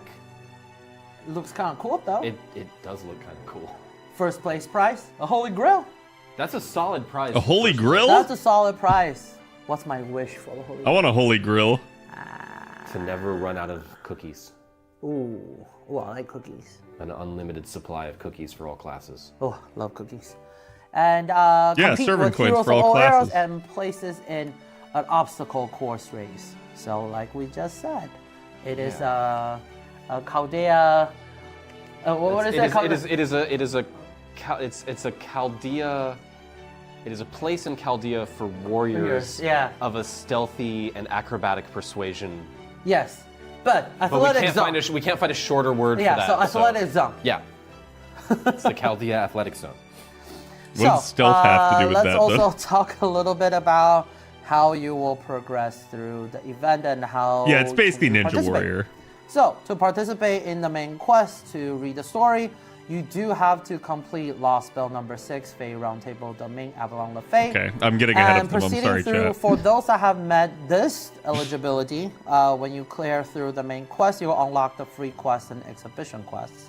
However, for masters who have not cleared Lost Spell number 6, all you have to do is clear Singularity F, and while you will not be able to read the story from the main quest, you will still be able to participate in the free quest and exhibition quests, where you'll be able to collect rewards, items, and Exhibition when you clear quests are high basically your difficulty CQs. quests, you'll get a reward for it as well. And the actual eligibility requirement and the detail of it, please check the in-game article or official website. I did tell you guys we were doing a live stream. In-game article for more details, or you can just ask your friends. I've mentioned it like multiple Next. times this week. Oh, we're talking about how do we play the event, Albert? How do you play the event? So, you know, You farm I'm pretty eternally. sure most of you with clairvoyance, you already know. So again, appreciate you here with us. So just bear with us. Why you're doing that? That is so weird. Because you're telling us how to play the That event. is I'm listening. so I'm being weird. attentive. Oh my god. So let's talk He's about listening. the free quest. So to participate in the free quest, all you need to do is clear Singularity F. Clear type. first obstacle, second obstacle, and third obstacle, and you'll be able to collect Athletic Zone number bids and event items. So There are different quest periods for first obstacle, second obstacle, and the third obstacle. Each quest period will have 7 free quests with different level of difficulty. Once those period ended, you won't be able to participate in those again. So make sure you grab this opportunity and, read some guide online to see what items they drop. So don't miss. Read some guide online. If you would just imagine that we have just now given you the most impassioned speech about getting all of the items out of the loot shop and just everything, because as we say so often, this is the best way to do it. So just imagine one of our various speeches to that effect. Yes. Anyway, so for the athletic zone number bibs, you can participate in the tournament prize roulette. Basically, in the simple term, they're box gachas. Yeah. So with every box gacha, the events that come with it, the QPs that comes with it, the skill gems that comes with it. So, and the tournament prize roulette, they can really like we mentioned in the previous slide, is unlimited boxes that you can open. Actually subtitling to the moon, as many as you want. So, all the way. This is how you saved up on QP and skill gems. So, please participate in the event and get those. And also for the free quest, you get event items as well. And like we just talked about earlier, the event items you can exchange for a lot of essential materials and rare items. So make sure you do that. Next, exhibition quest. So the quests are unlocked daily. You will not be able to continue if you lose the battle, and only 1 copy of the same servant can be used. The ultra high difficulty quests. It's really test your knowledge of FGO, of team comps, and when you clear all 7 quests, you'll be able to get 7 summon tickets. Yep. And with the event, of course, we have a lot more rewards. Michael, tell us more. Let's talk rewards. Yeah, okay, it is kind of weird. It's uncomfortable actually. All right, so let's talk about first the command codes that you'll be getting. These will end up, of course, in Albert's art gallery, as so many wonderful things in FGO do. But of course, they also I print them out and put it in my office. This is true. I have seen the walls. They're just wallpapered in command codes. I was going to say, you don't have enough wall space. Let's take a look at what these actually do for us. So our first one here increases critical strength by 10% on the engraved card and generates 2 critical stars when you're attacking. I think there's a little surprise now. Card. So this is just another really great addition for your crit builds. And I think we have a fair number of possible crit builds these days. A fair number of servants who are good suspects for that. Moving right along, the next command code increases a card's critical star gather rate by 100%. Which card do you want that on? Critical stars when attacking with the engraved card. So again, we're leaning a little into crits for this event, which I think makes a lot of sense. Often with some of these challenge quests, we see enemies that have really high resistance to noble phantasms. Yeah. So last one. Absorb 100 HP and inflict curse. What unit should you use that with? Per turn, for 3 turns, to a single enemy when attacking with the engraved card. So just another way to get a little HP back every time you take a swing. And these you will be purchasing with the Cernunnos plush. Moving right along, let's talk about some hints and strategies for the event. Tell me how to play the game. I was just hoping they would actually give tangible advice. Your train of thought? You did. You did disrupt my. You kind of derailed my train of thought there. Not that that's particularly difficult to do, but congratulations, Albert. Yay! What were we talking about? We're like having fun here. Yeah, we like having fun. We're all about fun here. And speaking of fun, event-limited craft essences. Whoa. These are the craft essences that you will get from the shop down for a second or from the boxes. And our first one increases your attack by 100% or 200% when you limit break it during the course of the event, which of course is it's going Castoria. to be really important when you're fighting those enemies that have, especially the high difficulty quests. Many break bars. Yeah, especially with high difficulty quests or some of the higher difficulty. You won't have a job? 90 plus. I mean, I'd be okay with it. In the free quests.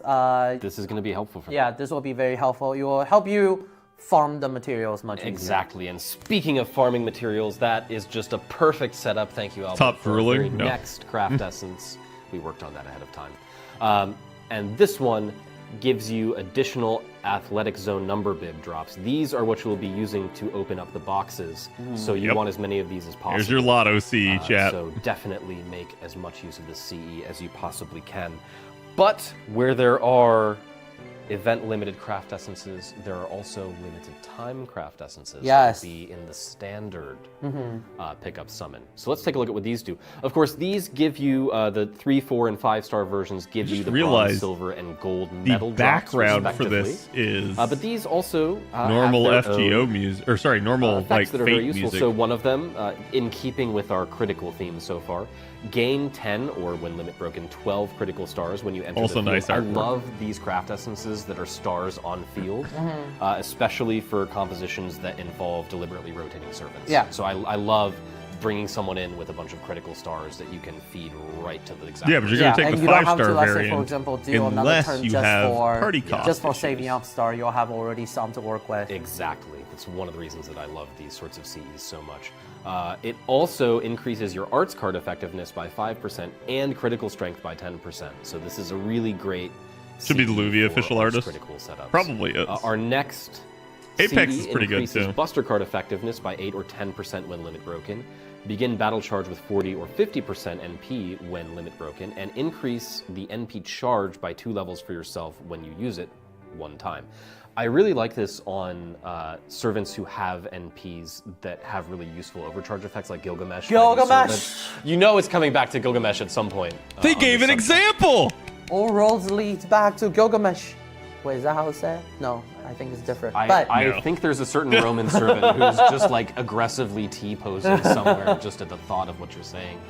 But our very last craft essence gives you a 30% or 25%. Damn, before he you literally Buster just said card critical Roma's strength aggressively bonus. T-posing. So again, and how fitting is it that Orion is Yeah. is the guy on that Buster card? Like, I'm going, who should I equip this? Oh yeah, that's Yeah. just in case we forgot, he's right there staring at you or screaming at you. I do wonder how He's a man running at you. so bulky actually manages to run though.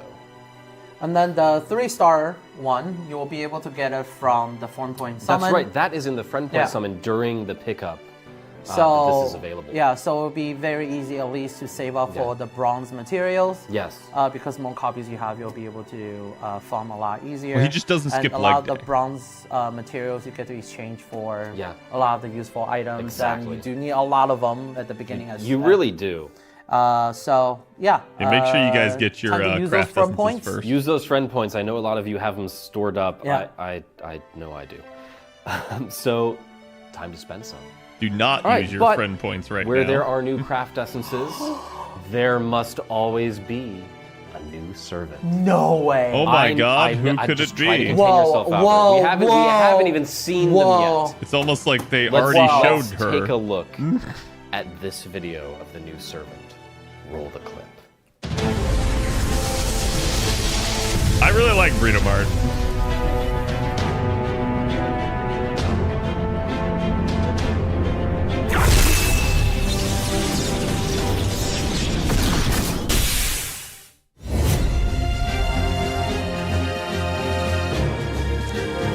Yeah, I don't want to spoil her story, but she's not technically the original Britomart.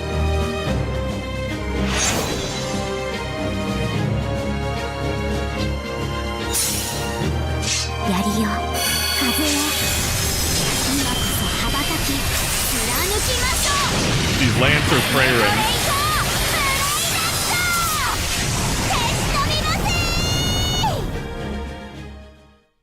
Whoa. Wow, the new servant, Fancy. Britomart. A mech and a regular. 2-in-1. 2-in-1. I like a good deal with my servants. So, Britomart, we can't say too much about her. I can tell you that she is a character from one of my very favorite classic books, The Fairy Queen. I It's doubt a that, long read, but just, you don't need to worry about it. So are we going into the Michael's history? We're going into early modern British literature again. she just says Britomart. I It's mean, like, oh, I know. that's where this comes from, but I think that's as deep as we need to go into Okay. today. I don't think we want to turn this into like a literature seminar. I got time. We've got time to fill. I got time. They got time. Yeah, they you need guys don't something have- new. you guys don't have They anything need else to something do, new. right? People Sure. with clairvoyance need something new. Tell us. People with clairvoyance need something new. All right, well, here you go. You're getting your literature education today then. Tune into the next stream. Tune into the next stream where we'll be talking about Edmund Spencer's Fairy Queen. But I mean, but- that'd so actually we be have a this cool new like servant, mini series. And there they is could we've been do. talking about the pickup. Albert, when is that going to happen? Because I have no idea. first, let's take a look at the pickup. What's gonna be in it? So there will be a FGO Tamlin Cup Britomart pickup summon that features Britomart and the limited time craft. You guys want the essence 4 we just stars? talked Good about time to roll. earlier, and the event will start on Tomorrow. November 8th. Oh my gosh, isn't that tomorrow? Oh my god! Oh my god. Wow. No So way. the event will start on November 8th. Again, if you want to read Who the main could have story, you do have to predicted clear this? Lost Spell number 6, Fae Roundtable, Domain Avalon Love Fae. Funny, 'cause in I'm pretty order sure the to 8th read the story. However, you is just the need to clear exact date that I Singularity predicted F in the video we to be put able out to like play a the week or event two ago. quests, like free quest and exhibition quest. Again, for more detail, please read the in-game news article or check out the official website. Next, Doing we 6 hours, also yeah. have wallpaper. Wow. Oh my So god. exclusive wallpaper for smartphone will be available for this event. You just need to share the event's special website on social media and get exclusive wallpaper. Go check it out. Check out the game. Check out the event. Check out how to play it. And you just need to share it and get this wallpaper. Yeah, I mean, it's a look at it. Look, win-win-win it's a- situation. It's a beautiful color scheme. Yes. The white, the gold, the blue, the purple, they go together just, beautifully. I mean, at least they love it. get you And to next, share we the have actual FGO site Tamlin for the Cup event. Social media campaign. Yay! Whoa! And You can we tell reached they our really goal don't have a already. lot Thank to you very talk about. much. Good work, everybody. Yeah. So, we'll be giving away 6 sync cords to everybody, so check out your present box later to claim them. And finally, I would like to remind everybody of what's coming for the nth time. I'm surprised Please they don't remember mention, that like, Part 2, Chapter 7 upcoming will be coming campaigns. in December 2024. And like we talked about earlier, or many see. times before, you will need to level a lot of servant for this event. Part 2, Chapter 7 will be a challenging story quest. The story is amazing. It is a challenge. How many servants do you have to level, you ask? As More many- than times we've told you to Guaranteed level lots of 2 servants. singles, no way. As many Still a as better you reward can. than you would get from So make sure Genshin. you level them, participate in this event, and save up on material. Especially this is a box gotcha event. So in addition to More an off-the-cuff the feeling. materials and They the have essential a, materials like- I can get from exchanging event items already. Like a list they have you to can go save up down, on QP, but- which is very Yeah, I think they very just kinda ramble. critical. never have QP, too you much. exhaust QP way faster than you think. So this is where you save up on QP. This is where you save up on skill gems. So play through the event, open those boxes, as many as you can, save up on the material, or use them to level up the servant to prepare for Part 2, Chapter 7. In addition, like we just talked about, both if you want to read the story, obviously you have could. to clear up to Lost Spell Chapter. I wouldn't say no. but- Lost Spell 6. And so AP costs are being actually permanently half for main quest through Part 2, Chapter 6. Yep. Plus, you'll get Leyline Stone through the Singularity Report support campaign. Leyline Stone is where you use to continue if you face some difficulty progressing through the main quest. Some of those That's your blue prisms. story battles cubes. can be a little bit tough. They can be. So a few continue might be needed, and Leyline Stones is what you use them for. So make sure you get them through the support campaign and be prepared for Part 2, They Chapter improved 7. lag? I'm very No. excited for everybody to play in Chapter 7 and read the story. Yeah, me too. And we can wait to hear what everybody think about it. Next time we see everybody in person, sometime next year. Yeah. And that concludes today's CBS live broadcast. I hope you Wow. guys all enjoy the event. Is there any closing Thought they thought? might tease Thanksgiving or We should the really just start Advent like calendar just a or random something. string. We're just gonna be like, hey, no one in headquarters knows about it. We're just gonna click the button, and then we're just gonna be like, we're gonna put like Michael. 'Cause I in think those, their like, next stream is going to be academic, like, LB7, the isn't tweed it? jacket. Yeah. I'd be like, Do I and get then a pipe? Yeah. We'll No, have a 'cause they won't different do a stream for backdrop. Carnival We have rerun, right? green screen. We can get like an armchair and Yeah, like, set yeah, up a smoking lounge. and then just have yeah. like a pipe, and then we'll put some like get a nice pot of tea right here, and it'll just be Michael's lore time or Michael's English literature time.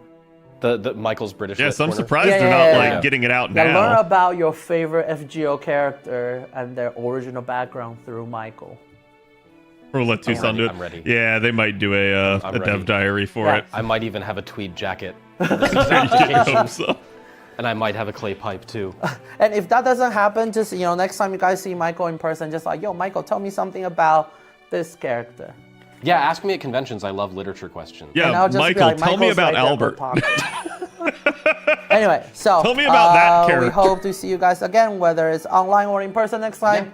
Bye. Bye. They both need a haircut. I mean, to be fair, that's how both their hairstyles are, so. But yeah, I'm surprised they didn't really do very much with that, which, again, not that like crazy, but I am just, like I said, more surprised they didn't announce future stuff. I do understand though that like someone in chat was saying, it's probably going to be a Mr. 2 thing. But yeah, I mean, it's exactly what we expected. They just kind of went over the event. No surprises there. Nothing really actually new.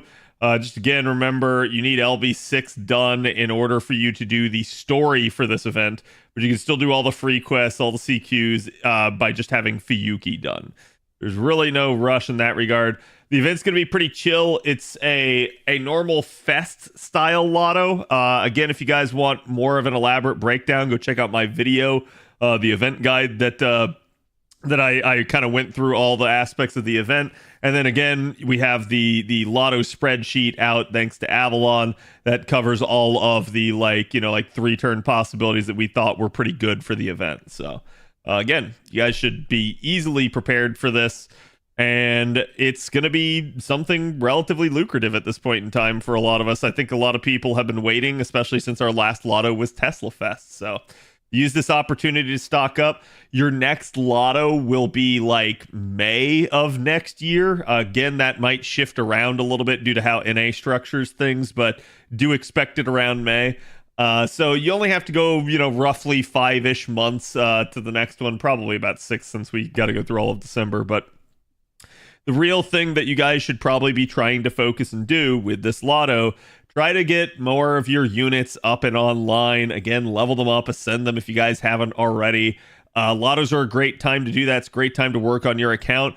But especially with, like he was saying, we have LB7 coming. There is a mechanic in LB7, at least at one point, that you're really going to want to have multiple units online for. So, if you're somebody that's newer to the game or you just don't have a lot of units, try to focus, especially if you're caught up on the story, on getting, the roster a little bit more filled out, and you'll thank yourself for it. Again, LB7 is not something you need to fear, but it is going to be something that I do think certain people will get stuck on. If you're a veteran player of the game, you're not going to get stuck. If you're somebody that's been playing the game for a year or two, you're not going to get stuck. It's going to be the people that are newer and haven't developed their accounts as much that might get stuck. So you should be fine in that regard. Still, to me, I'd say that, in terms of overall difficulty, I'm not wanting to get too spoilery here, but 7, you can expect it to be about on the level of 6 in terms of difficulty at times. There are some legitimately challenging fights in there, particularly if you don't have, a good counter to certain things. But otherwise, it's not impossible to get through or anything like that. So just kind of, I'm stuck, yeah. Just kind of again, do your best. But like I said, this is the time. With this lotto, this is your best time to get everybody kind of up and prepped. And there's a lot of stuff here for your account. Obviously, the item exchange is going to have things like statues. You should full clear the shop. You're going to full clear it by either doing 90 plus or 90 plus plus nodes. So make sure you're at least doing one of those at least at one point during the lotto so that you get enough farm out to full clear the shop. Then from there, your tournament prizes is going to be what you're going to get out of your lotto boxes. Though, again, admittedly, it's actually, no, this is not what you get out of your lotto boxes, is it?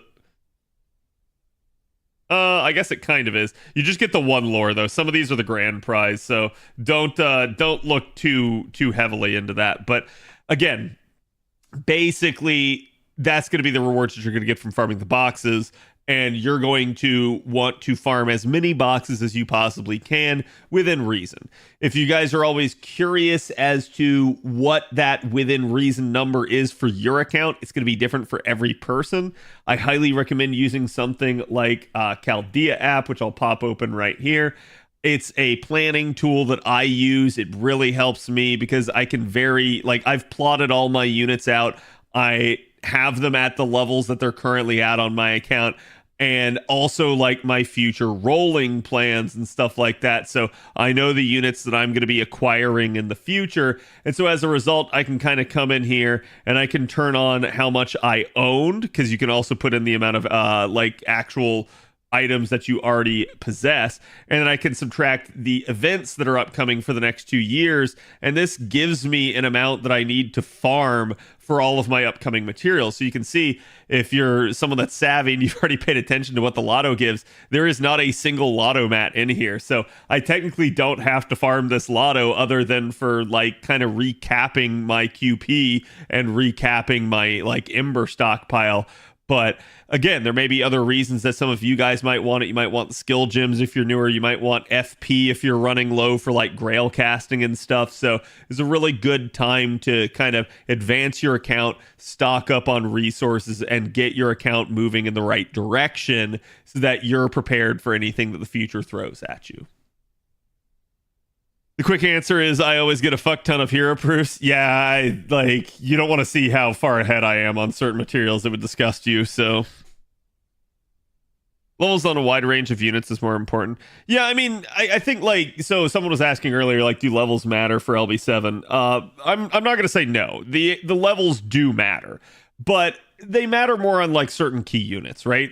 If you're just throwing a body in there, it's not really that big of a deal, but you do want charge skills maxed out. You want steroids leveled up reasonably well, because it might prevent you from having to require another unit. So it's always a good thing to at least tend to your units well. But yeah, no, you don't have to have every unit in the game leveled up and at 999. That's not a requirement at all.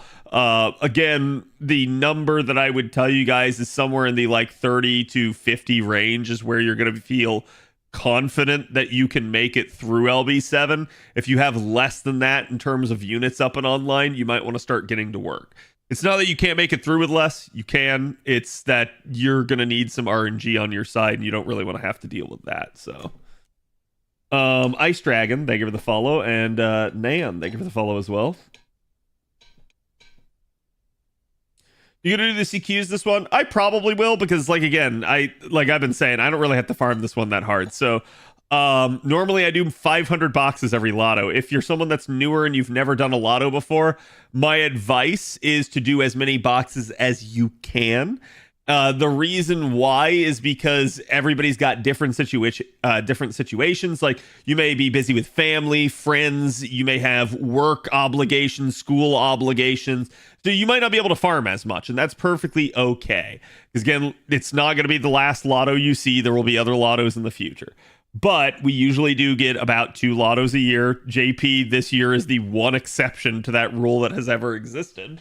And from there, you just have to make the most out of every lotto that you kind of can. Again, if you can't do 500 boxes like me, no one's expecting that, so don't feel bad about that sort of thing. Don't let anybody dick measure you on the number of boxes. You're going to see people throw out some pretty ludicrous amounts. What I usually tell people is at kind of a decent number is about 100 boxes. If you can get 100 boxes cleared, that's enough that you'll notice a difference, and you'll see your account actually getting developed some. You'll be oh, okay, I can level a couple units with this. Oh, okay, I have enough QP to work on their skills. I have the skill gems now to do it. So even at 100 boxes, that's not a crazy amount, but it's still a decently robust enough amount that you'll feel a difference. So if you're someone that's new, I'd say aim for something like that. If you hit it, good. If you don't, oh well, you did the best that you could. Again, don't feel bad about it. Again, as your account gets stronger over time, you will be able to do more and more farming, and it will really help you out. Do keep that in mind, is that over time, over the years, your account is going to progress more and more and more, making things like this a lot easier. So But again, it's if you can do more boxes than that, go for it. It's always to your benefit to acquire more of these materials. There are definitely materials in the game that require thousands of them. And if you're not someone like me that's been playing for years, it's very likely that you still need a ton. This is where, again, something like the Planner app can really help you. You can kind of just come in here, slot in all of the units, kind of say like, hey, this is the skill level that I want to go to. And then it's going to tell you the materials that you need, and it's going to add that in. So that's really going to help you figure out how much you still need going forward and how much you might need to farm at a given like Lotto or any other type of event. So it's always a good idea to like kind of plot things out for yourself so that you have a good like expectation and knowledge of where you currently stand. You had me at Lotto. Might degen and do 20 boxes this time. Yeah, so again, just to make sure there's no confusion, we do have another event coming up later this year called Carnimas. It's the rerun of that event. It is the rerun of an old Christmas Lotto. Reruns of Lottos are usually capped. So Carnimas will be capped. I think it'll be capped at like 20 boxes. So you'll only be able to do up to 20 boxes on that event. This is not a capped Lotto, though, coming up here. This is the Tamlin Cup. This one is uncapped. Get as many boxes as you can. It is literally to your benefit to farm as much as possible. Again, it's a, you know, like what you put in is what you will get out. So. Wish it was unlimited because I need dust. Yeah, dust Lotto is kind of a nasty one for a while here. Where did I get the faux hat? You must know. This was a gift to me from somebody that went to one of the original FGO events here in the States. I think it was during the FGO tour, or no, actually, sorry, it may have been for one of the early anniversaries. Yeah, sorry. This is for FGO tour back in 2019. So this is pre-COVID. Just in case you guys are curious there. It's backwards, I'm sorry, but you can see it there. Yeah, I've had it ever since. And it's my lucky charm on stream. We usually get good news or I get good rolls whenever I wear it.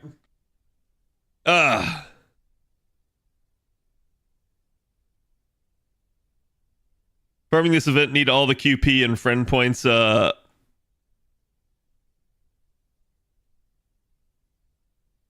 almost not make the monthly grails. Yeah, I mean, like, don't get me wrong.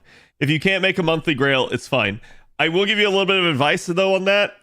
If you think you're not going to have enough coins that month to make the grail, don't put them in until you know you have enough. Because any coins that you already contribute towards a grail, if the month ticks over and you haven't printed the grail, you lose those coins. They disappear. So don't put them in until you're ready to actually print. Like if you're worried about having enough. What's the Chaldea app called again? I might need it. It's called Chaldea app. I'm not even kidding. I know that sounds like I'm being facetious. It's straight up. It's Chaldea app. Are you rolling Boobamart? I will be rolling Britomart with you guys tomorrow. It's true. I've seen him do it.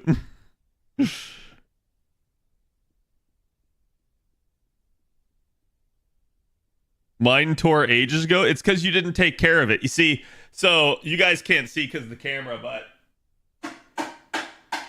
I don't know if you can hear that. That's my Crusader helmet that I have over there, and I usually put my faux hat on top of it. So quite literally, the Crusader helm is wearing the faux hat most of the time.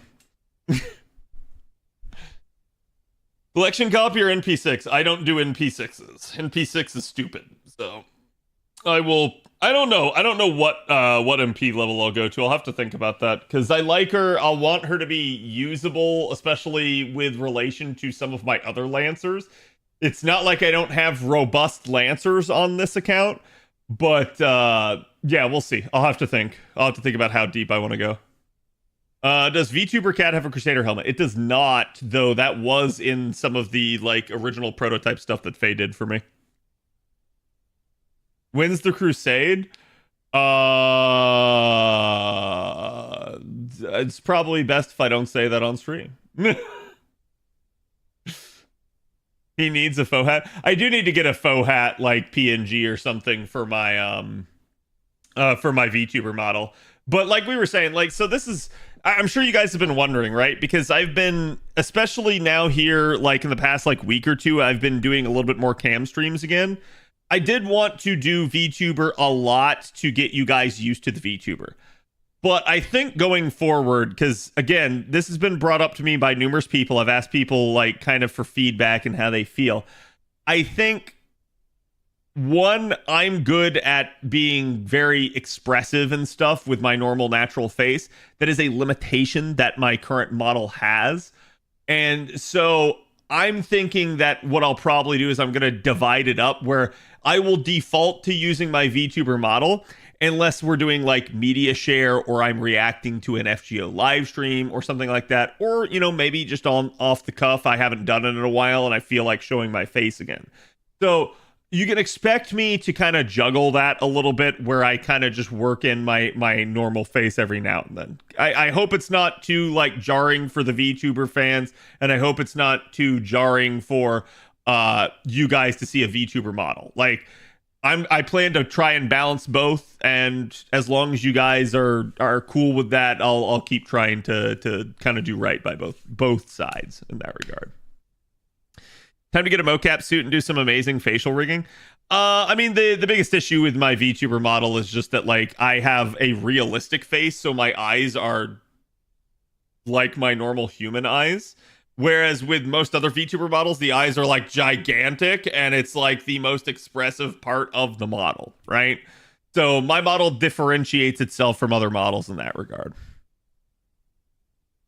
More Giga Chat is always good, IMO, yeah. As long as we chat, exactly. It felt off because I got used to the VTuber model. Good. That it should, right? Like, I want you guys to be used to and comfortable to both, right? I don't want anybody to be like, you know, going crazy because like, oh my God, what? That's what he actually looks like? Or, oh my God, what? He's a VTuber? Like, I don't want to get so skewed to the other side that, like, nobody's ever seen the other variant, right?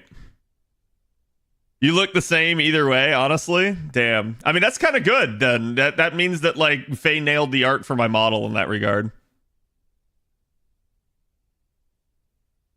Will the VTuber one have other outfits in the future, like Santa outfit, perhaps?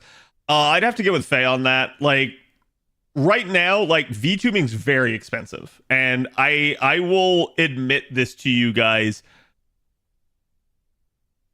I am hitting like a pain tolerance level for spending on stream because I've spent a shit ton of money. So like, I'm now at the point where I need to recoup some of that. So if you guys notice that I'm not making very many changes to stream here for a little bit, please understand there's a reason for that.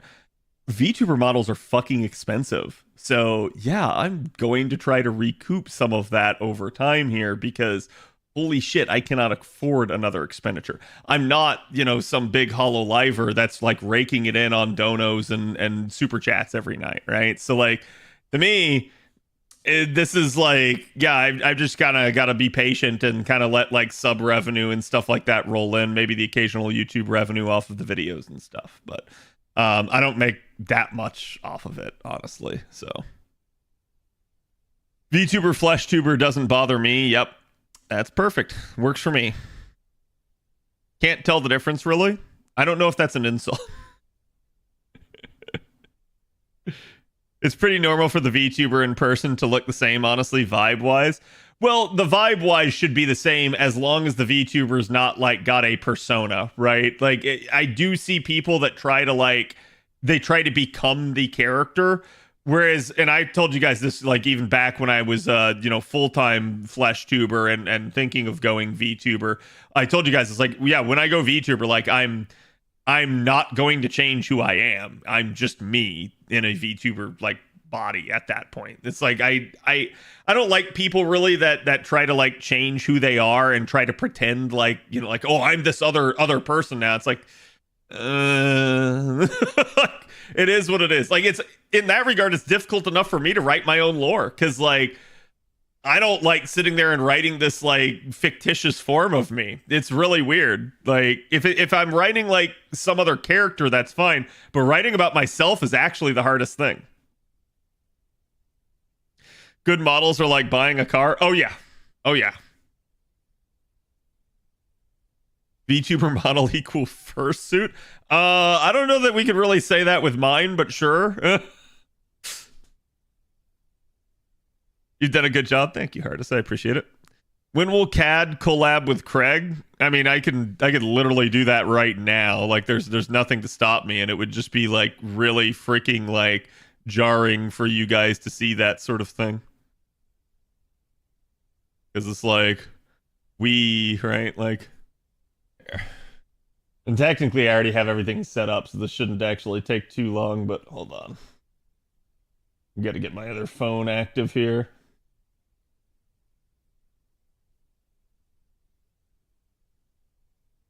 Give it a second, chat. Got to boot. Okay, there you go. See? Now I can be both. And like I said, it's not like that crazy of a thing. A lot of the like issues with a VTuber model, and at least the issues that I've had, are like, right now with me having just started it up, the motion capture is pretty good, but I've noticed that like over streams the motion capture gets kind of sluggish, and I think it's just the phone heating up and stuff like that. So the ID comes out. No, I mean, like, it's fine. Really, haven't you ever done a backstory for a D&D character? Feels like the VTuber lore is the same kind of thing. You can ask my DM how I write backstories for my character, and he'll scream. I'm not going to say I'm the worst person he's ever seen for backstories. I'm sure I'm not. But I write a robust backstory for any D&D character I make. So it's like, there's a lot there. I don't just go like, oh, this is like Ted MacGuffin and I stab people. No, I'm like, yeah, I'm Ted MacGuffin and I have a tragic backstory, and like, you know, when I was a kid, like, my sister was brutally murdered in front of my eyes, and like that shaped me in a different way. Like I'll literally just go like super in depth. His backstory is the best out of the group. He actually gave a damn about it. Yeah, I tried. But to be fair, that's also because I knew we were going to be doing a long-running campaign. If it's like a short one-off, I'm not going to write nearly as elaborate of a backstory. So, I want to taste the world's best pastry. Me. Yeah, I mean, that's low-key Czar. Rax is all about food and cheese, so... Sorry, I meant VTuber models cost as much as a fursuit. I wouldn't know because I have no idea how much a fursuit costs. I've never looked into that. Ted MacGuffin is the best, I see. If Samus Aran does become a servant, what would her class be?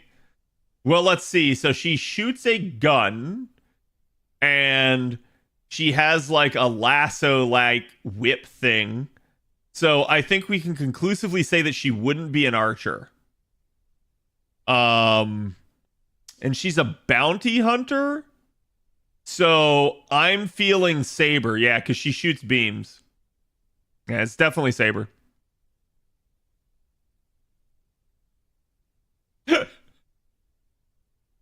She'll be part of the gunner class? Yeah, sure. Sure, gunner. When in doubt, Saber or Archer, yeah. She'd be a launcher? Maybe. Anyways, chat. I don't really have more to do in FGO at the moment because all of my AP is shot. I was going to do the Super Recos, but I don't really fucking feel like it, so. Can't be the beast she absorbs stuff from. Or a boxer like Karna, same as launcher like Karna. I mean, yeah, Karna's a saber because he punches people. That makes sense? I'd say Avenger or Foreigner. Oh, no, you're not wrong. She would be a Foreigner just like Double X is a Foreigner. Is double X is a foreigner because so chat, remember, foreigners are those that are outside the realm of man. Double X is a foreigner because she is literally from another planet. So it's like she's technically an alien, therefore she's a foreigner. Or just space, yeah. Double the Cat is a bit weird on screen. Well, like I said, someone was like, oh, are you ever going to collab? So I figured I'd just show that to you. But yeah, that way you guys get to see it's like there's not a whole lot of difference. Again, and right now I have like the saturation turned up a little bit on my camera so I don't look so pale, pasty white. But this is like closer to my natural skin tone. In that regard, my character model is actually whiter than I am, so. Isn't Samus a double alien due to her lore? I mean, if we're talking about the sense of like she's an alien to Earth, then yes, but I'm pretty sure that's just an alien and not like anything crazy different, right?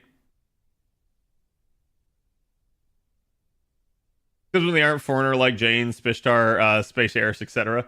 Yeah, I mean, not every alien is a foreigner, but all foreigners are aliens.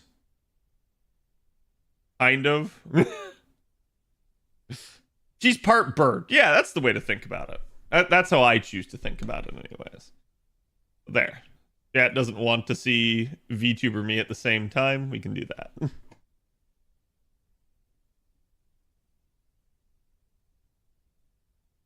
Samus had her gene altered with alien genetic material and then got a Metroid inside her, I think.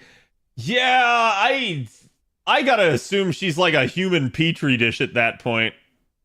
Like, I don't know how the hell that worked lore-wise. Like, I know that stuff happened, but it's like, why does she just look like normal human at that point? Like, why is she not grown a beak and feathers, or why is she not, like, gelatinous, right? Like, she was born 100% human, yeah. Okay, what was I doing? I don't remember. Let's log in and let's see. And again, so several of you guys have like come to me and talked to me about WoW when I've been playing WoW. If you guys have WoW as well and you want to add me, feel free to. I don't mind adding you guys. I'm always like happy to play with you guys too. Because I know like I've had several of you talk to me and I'm like, oh, you know, I probably should mention this, and I just realized I have never mentioned it. Were you trying to farm something after the ice dragon? I think that was for Creamy. That was oh no, you're talking about the mount that I got today. I don't really know. I have no idea like what it is that I'm supposed to be doing at the moment. Let me switch scenes here. Oh, we could also turn on song request again. Your Bagnon might be outdated. Screw you, Bagnon. You look dated enough to me. Okay, so we've kind of done some of the dailies. I still gotta get Titan Disc fragments, which means I could stand to do more delves, but I don't know if anyone would like to join me. It's like Creamy is AFK in a dungeon and Ash is in the middle of a raid. I see Czar is in the app. Oh, you bought the balls transmog for helm and shoulder? I did. The balls look really nice. And actually, most of the time my character has her ass hanging out, but I guess I got a new cloak, so I haven't transmogged her since then. Oh, that's some lag.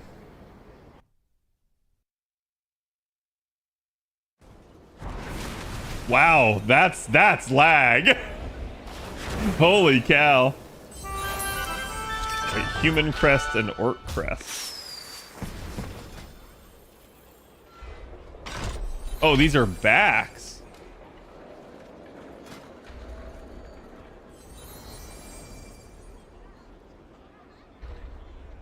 I think this is meant to sees that they're remaking Warcraft 2, apparently. Yes, I'll throw the human back. It actually matches my fucking gear. I'll throw the human back on my Horde character. See, this would look okay on certain, like Tauren or Orcs or something like that. I'm not sure that the Undead one would ever look that good. Same thing with the Night Elf one. Anything you want, I have. Anything you need, I got it. Well, I'm probably capped out on my Trader's Tender for the month. I haven't even checked, but there's some nice stuff in here, like the High Scholars. Oh, hold on. High Scholars Arcana here is a nice set. And interestingly enough, it's not restricted to like being cloth, so you could like wear this on a tank if you wanted. One of the other things I noticed too is some of the weapons actually have like really nice like alternates. So let me see if I can find that. There's various headgear and shoulders.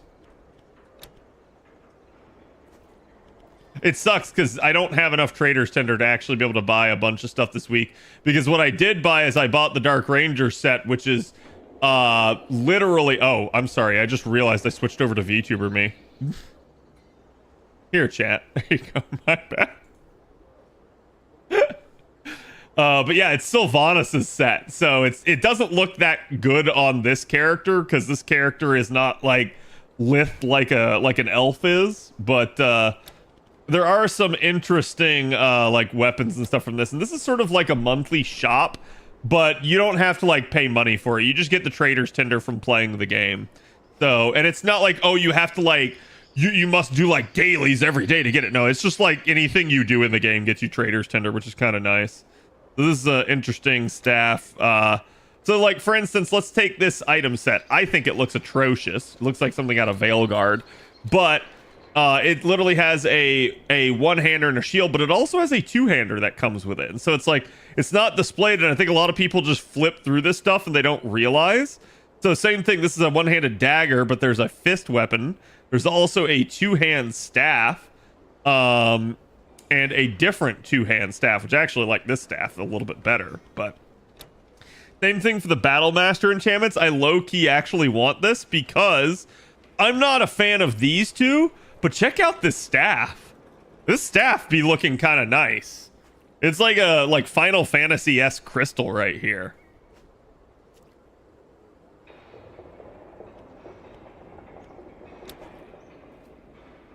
You got the onyx blades, the dagger. Another sword there. You've got this staff, but it has no extra variance. Got this set. Comes with a bow. The bow's okay. Comes with a gun. The gun's kind of meh to me. The alluring effigy set. Two-hand staff. That staff actually looks nice. That staff would be great on a warlock. There's these glaives, which I think these look awful, but meanwhile, these are not bad. This is the normal glaive. So like, this is a wing glaive and this is a war glaive, and the war glaive actually just looks better. This is a fan fist weapon. You've got a staff. You've got a keg staff, which is funny because the way my character holds it, like they hug the keg. I do like this set. And then apparently it has a two-hand sword, which to me the sword's disappointing because this sword and this shield look really nice together, but this sword looks completely different from the other one-handed sword. There's this set. There's a staff with it. I'm not too keen on the staff. And this thing and a one-handed fist weapon also kind of meh to me. You got this treasure thing, and then there's also a two-handed staff, but I think this is literally a design that you can find in Dragonflight, so that's not worth spending the money on. There's this set. There's a two-handed axe and a two-handed sword. And the Witch Doctor's Fetish Flame? Wait, what is this? Oh, it's a back. Then this set, whatever the heck this is. There's a leather set, it looks like. Onyx Blood uniform. That one looks kind of okay. It's just the head, the shoulders, and the waist. But it's got that RGB in there, so it looks nice. This actually looks nice with the gear I'm currently wearing. It's a male set. This is also a male set. That is a cloth set. See, that looks like kind of crazy. I think I was watching Creamy and he was showing this off on his Worgen and it looked pretty wild. But you can see there's a ton of stuff in here. You're never going to be able to buy it all, but some of it is just kind of got to like strategize what you want for the month. And I assume some of it will come back eventually.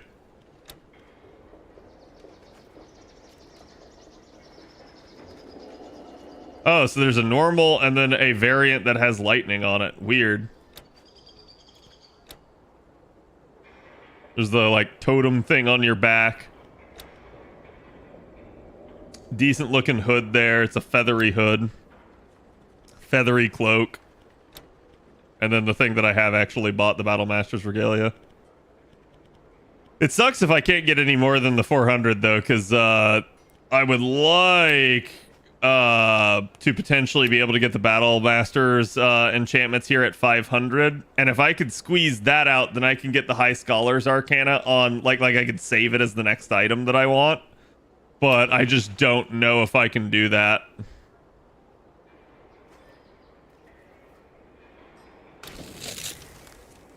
We'll save that. You can freeze one item for the next month. What's your BNet ID? It is Khadroth #1532. Feel free to add.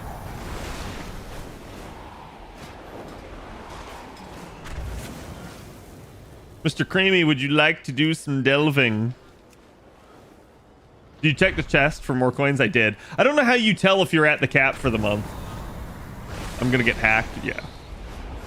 Listen, chat. I've still got to try and get Bob to play this game. We need to get Bob playing 3 different MMOs simultaneously.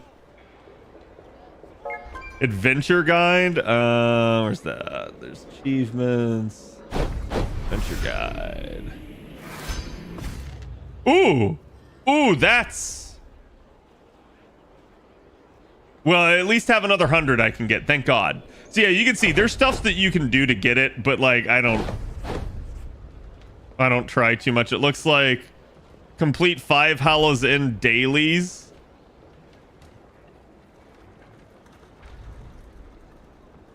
Visit Candy Buckets in Kaz Algar. Oh, I guess I've just not done that on this character, which is kind of wild.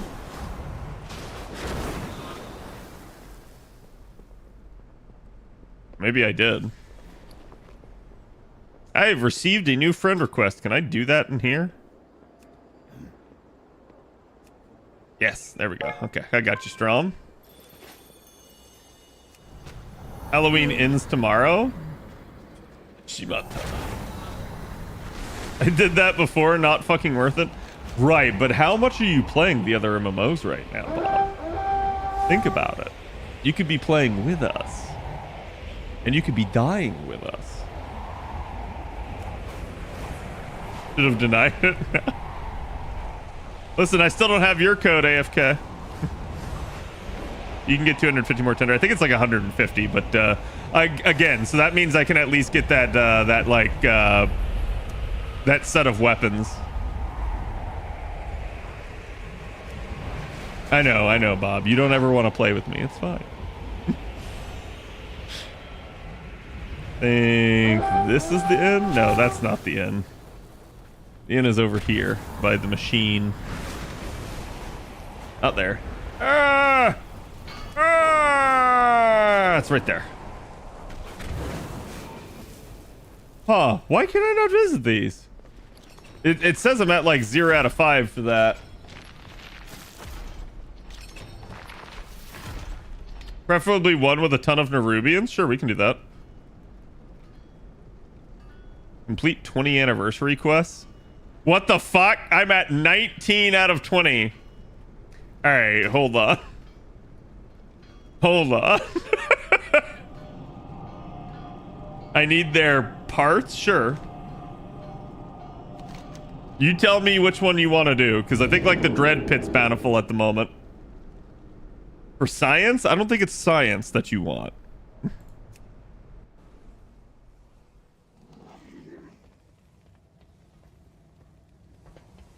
Do you play have played other MMOs? Yes, I've been playing MMOs for... I better not tell you. Let's just say more than 2 decades. I better not tell you the actual amount, but...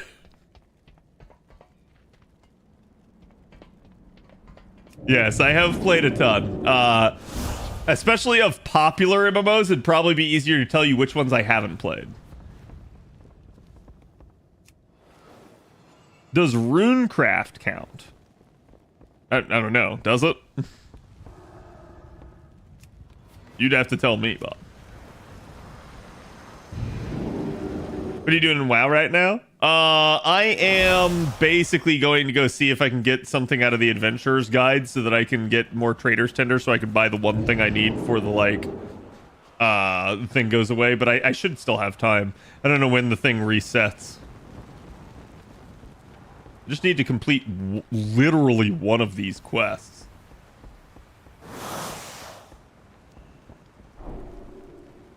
Oh, we can do a chromie real fast.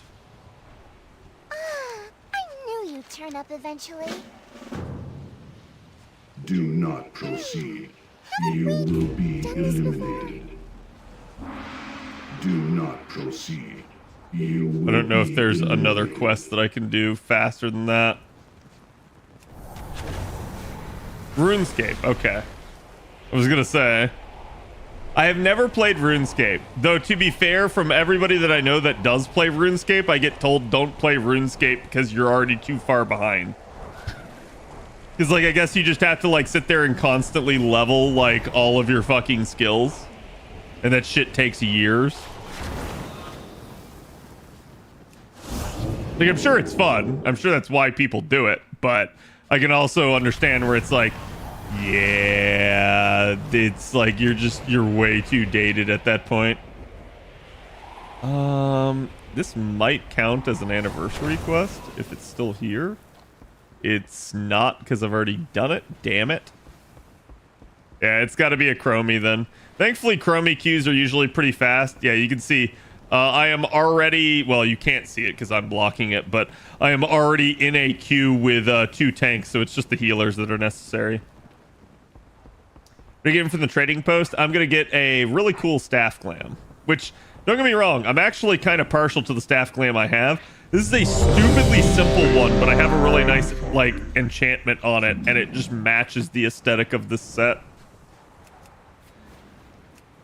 But I'm very fickle when it comes to transmog sets. I change all the time. It's really clean, yeah. You can play Eve where it takes you 1 year to learn the skill to operate the biggest ship class. Yeah, that's also, like, wild to me. Eve is another one that, like, a bunch of us, like, got the itch and, like, sat down to, like, play it. But then it was like, oh, wait, no, we'll never do anything in this game. Thankfully, like, games like WoW are not like that. So those are the rare, like, exceptions to the rule. Oh my god, I can't touch my own fucking table. Here's the problem. There are warps in the Codex's simulation that are distorting what events There we go, I got it. took place. Let me see if I can find the mounts that I got earlier. What those distortions will look like or how to fix them. Yeah, here's the one that I got earlier, chat.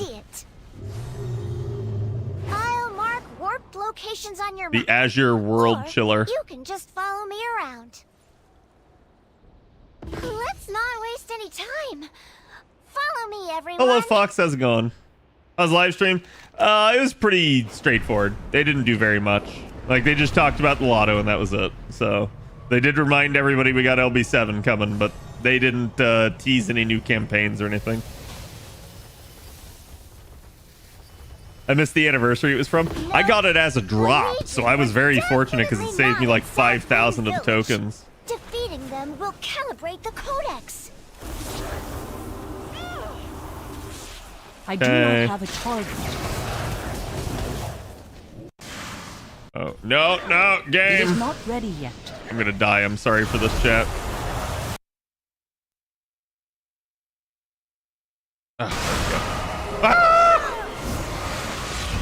I almost died.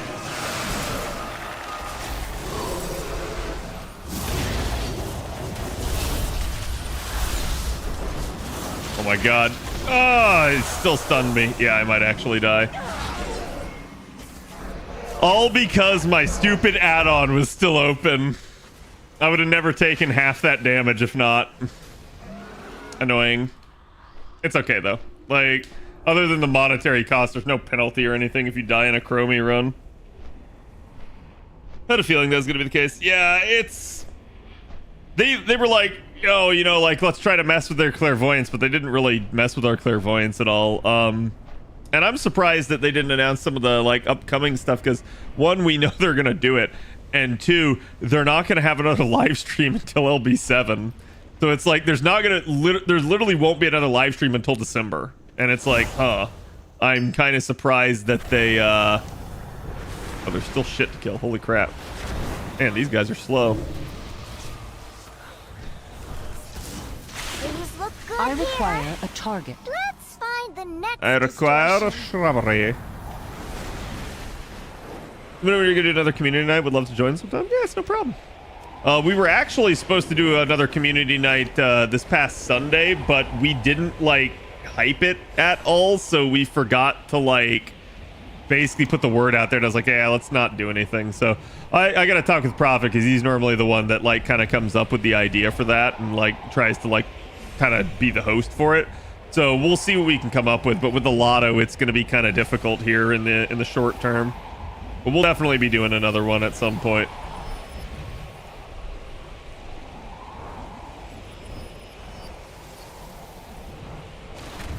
No spawns. Chromie, yeah, Chromie is slow as shit.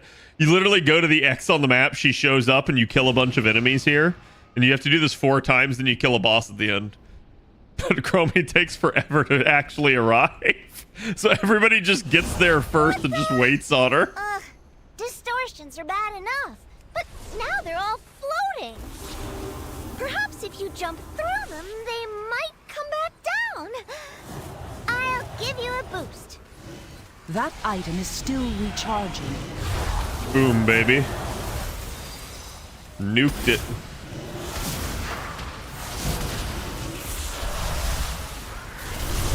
Yeah, it's difficult to tell, but the health bars that are blue, I am in active combat with, but I do not have aggro on. Health bars that are red, I technically can have active aggro. To target something first. Or they've just spawned like that dude. I do not have a target. So if I see something red, it means I need to kill it before it kills me. Oh damn, we got a mosh pit. Let's go. Another distortion corrected.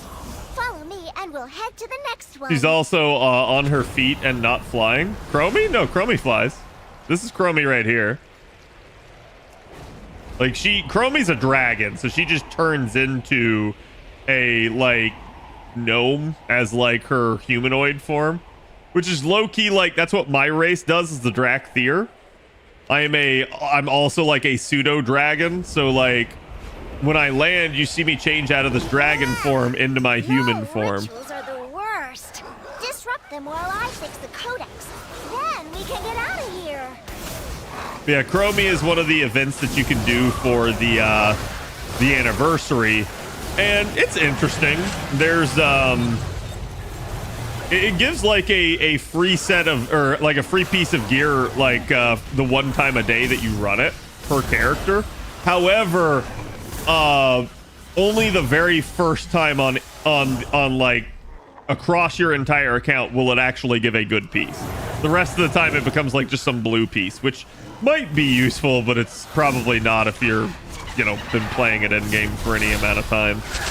Usually you can get to like full epic gear in the first like week or two of being at max level, so it's not that good to get blues. Where blues are important is blues can help you like get your item level up and actually help you advance to getting into like how do I put it, like being able to do like heroic dungeons and normal raids and stuff like that.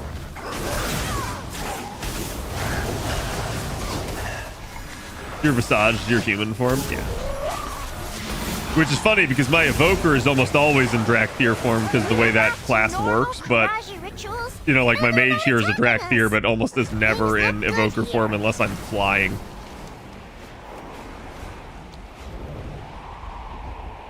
Because Drakthir don't have to have a mount, they can just fly on their own with the ability called Soar here. Okay, so Chromie's almost done. I'm sorry about that, Creamy. I know I deviated real fast here. But if you're still down, we can do it.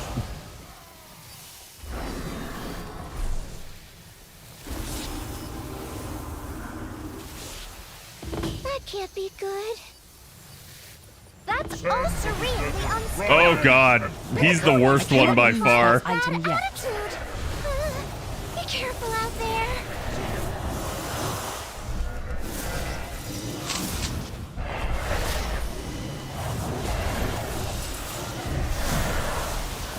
I like how that thing's coming right for me. Even though I'm standing at like max range.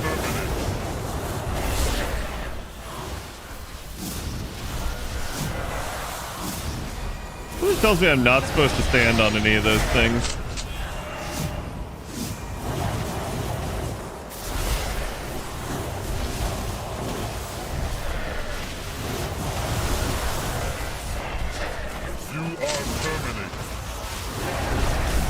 It is not ready yet.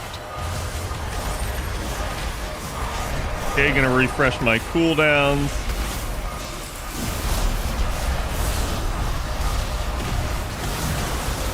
Ow.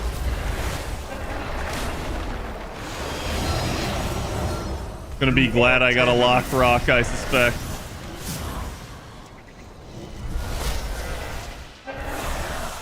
Because it looks like half our group is dead.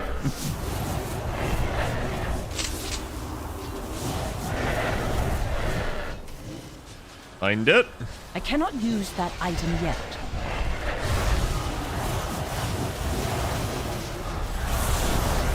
Well, I'm running away with the damage on this one because I've managed to stay alive. And see, this is what I've talked to people about before. Mage is extremely survivable as long as the mechanic is not happening directly to me. I have a lot of tools in my arsenal to be able to stay alive, but I just hope the like healers can keep the tank alive long enough for me to like slowly whittle this guy down.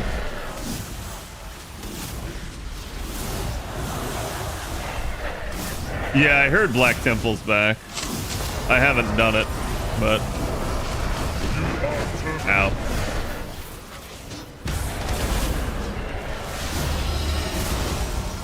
Okay, let's try not getting hit by the fucking tornado.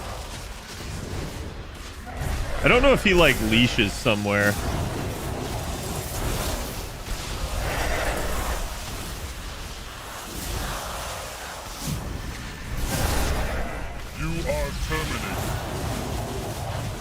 Seems like he just likes terminating people.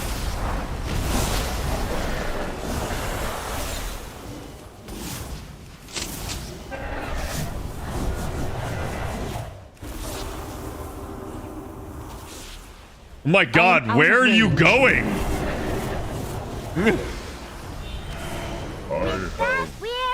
Okay, he's dead. You really helped me out.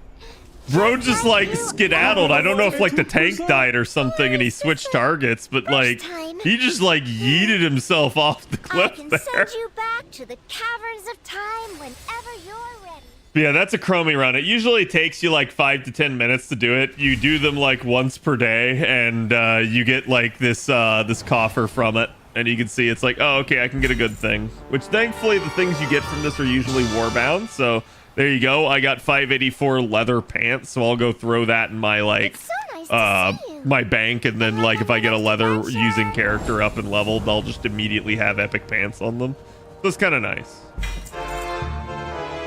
Cape of the Salaman. That is not warbound, unfortunately. So can I disenchant it? In the works? What? So what you're saying is you have leather in the works? Yes. What I'm saying is I now got the quest done for my stupid trader's toner. And now that you're here, you're getting co-opted into doing a Dell. Wait.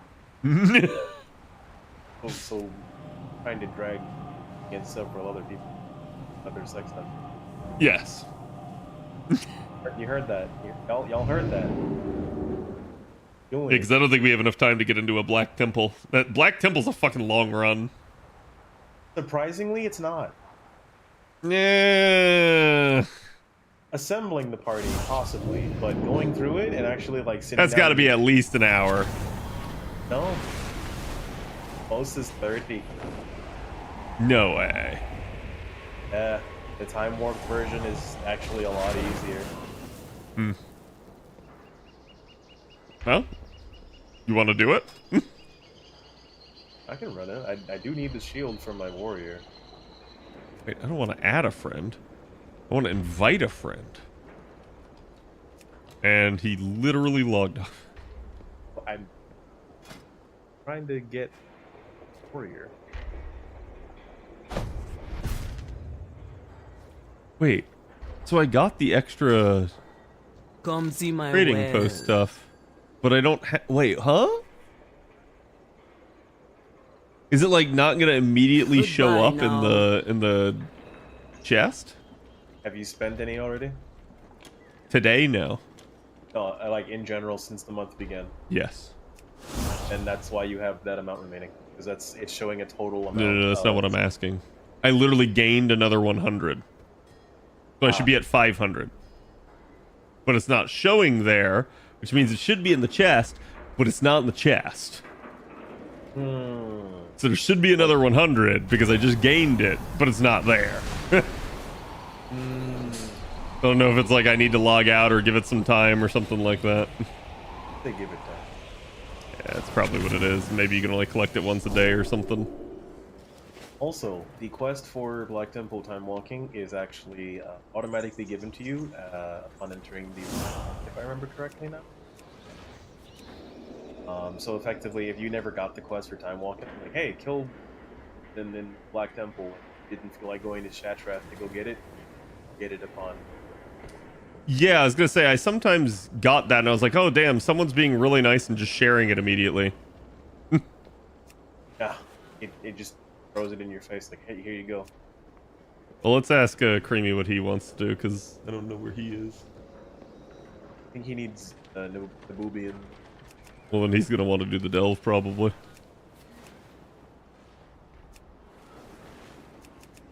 But that's fine. I don't mind doing the delve. Look at the FGO just in case we have extended maintenance. That's a good idea. Hello. Okay. So what do you need the parts for? Mount. Oh, I gotcha. 100 ruby flesh. Will the dread pit work for you? Because it's on Bountiful. That's fine. I mean, I can do the Black Temple too. That's what you get. It doesn't matter to me. Earthcrawl's also on Bountiful.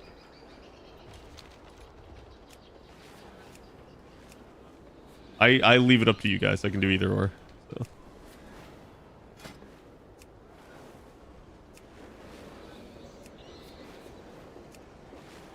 Do a delve?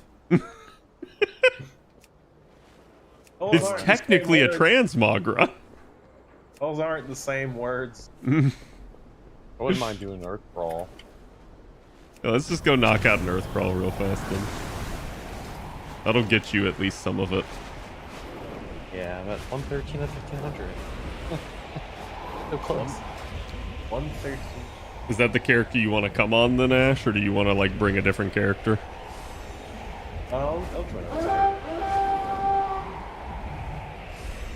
I was gonna Our say, it shouldn't miners had to matter. leave Like, their tools this mage is behind now when more the powerful than my Nerubians other attacked. mage, so... Please retrieve them.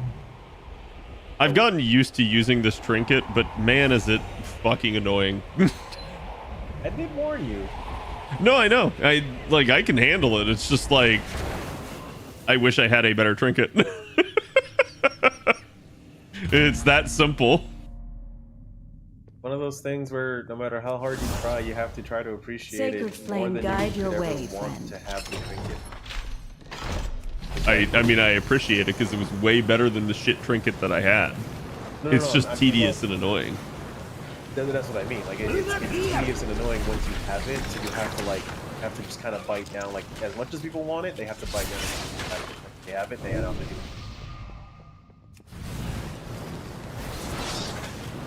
Yeah, they look like they're on that pillow.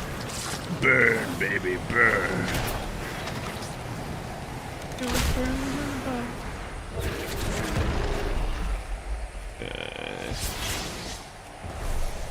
I cannot use that item yet. I was gonna say, I don't think it matters.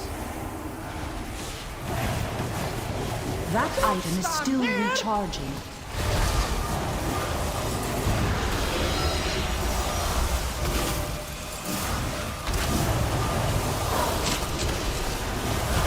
I'm just nuking that bitch.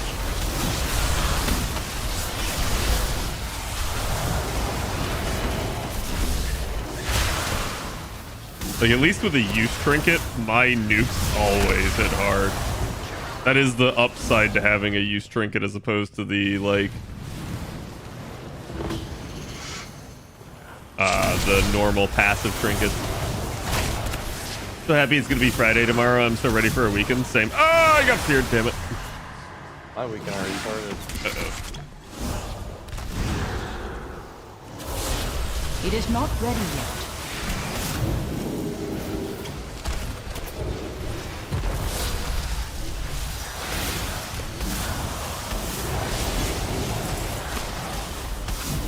I require a target. I require strawberry. Come here and recover some of your mana. If you guys are ever curious to get into WoW, feel free to ask any questions. I am not an expert by any means nowadays, but I still know enough to be able to tell you about the game. It's an old MMO, but it's in that regard, it's actually to its benefit because it just has a ton of content that you can enjoy. Yes, and you can show them your UI. You can be like, that's shit. I mean, I actually low-key hate my UI at the moment. I need to sit down and mess with it, but I haven't had the time.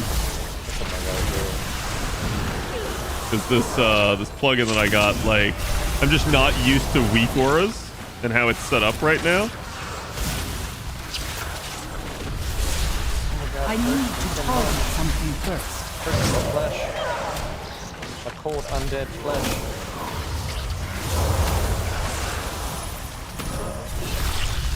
Earthcrawl.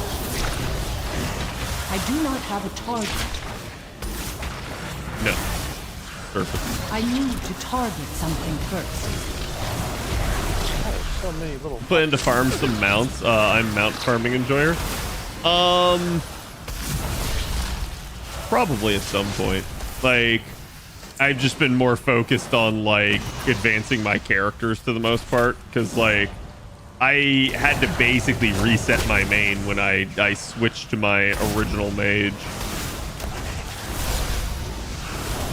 Used to have cold dead flesh like mine, and now it's a Durgan. Yep. I require Sexy a target. Dargan. Couldn't resist being escaped. I couldn't resist having a fat ass. Oh no. No. Listen, you can't say that about this game, Ash, until you've played Final Fantasy XIV and seen the fucking concave asses that they have there. The Drain I have, you know, cake. Like, this game actually has cake compared to Final Fantasy XIV. Yeah. In 14, the only way you get cake is if you wear the fucking Vieira outfit. And that's technically an illusion. It's a lie. The cake is a lie. It's a Draenei, right? We got hella cake. I'm just not someone that's into tails. But like, I'm into tails. You got what I what I'm getting at. The tail. Only in the dragon form. I need to target something first. Stays in human form. Like all the time.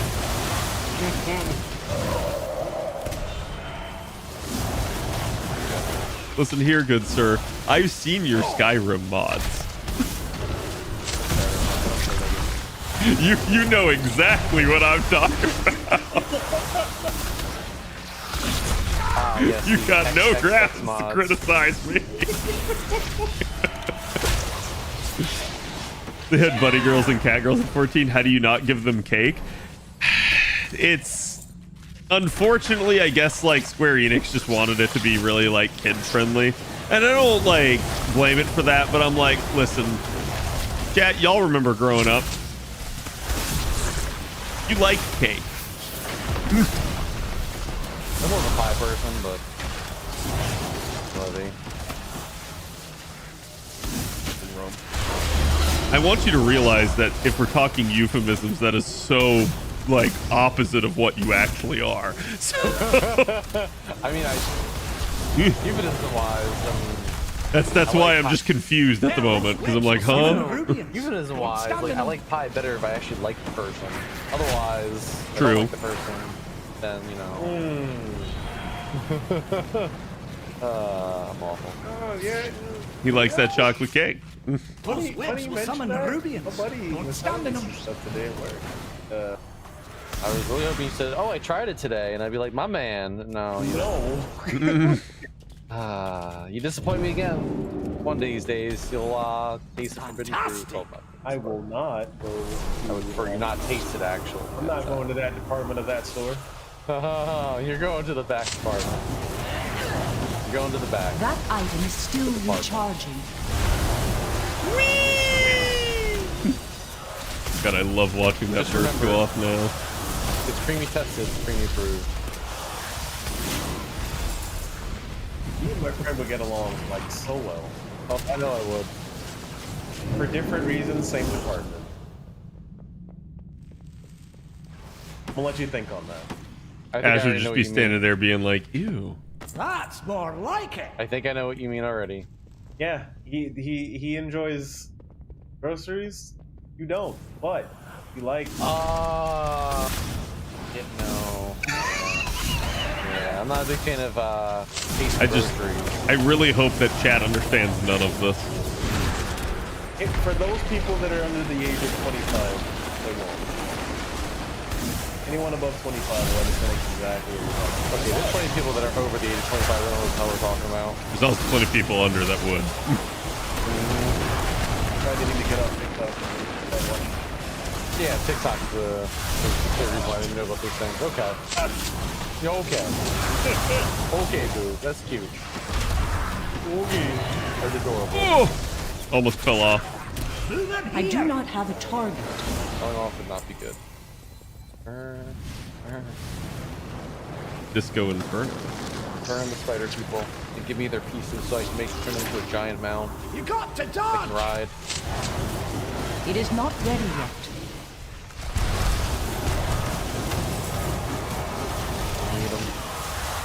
Look at that glorious DPS as he just fucking melts into oblivion. Look at that glorious big booty bitch over there. I'm about to dominate. What? You know what I'm doing. He's going straight for that crustacean ace. You know it. That crab cake. Yikes. I actually had a crab meat sandwich at a bar. I do not have a target. I require Now you a talk about target. it. Well, it was delicious. What are you talking about? Alright, this guy's gonna probably break free soon.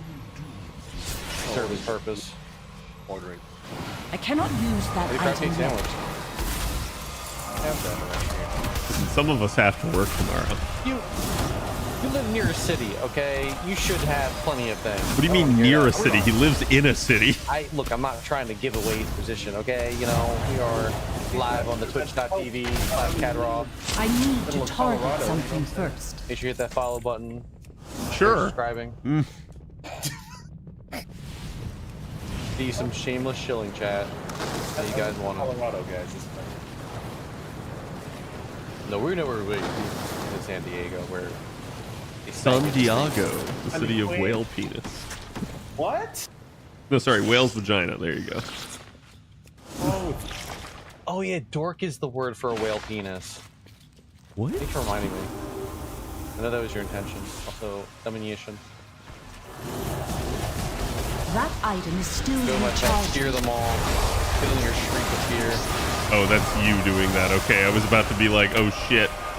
I require a target. Serves us for now.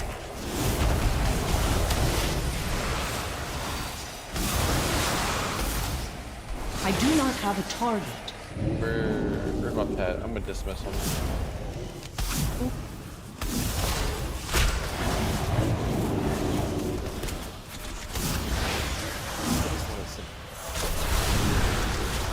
Oh, so then just cut.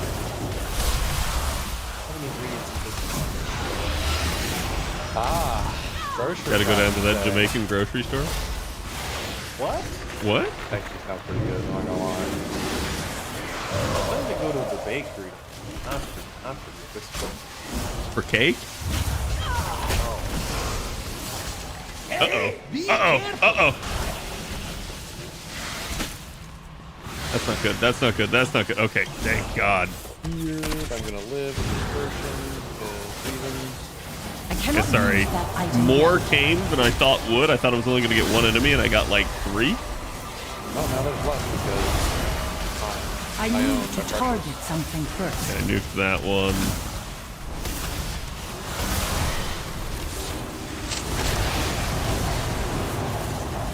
It is not ready yet.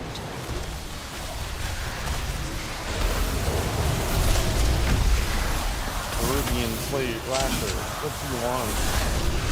I don't shit what you're selling. I only want 50 squares. I do not have a target.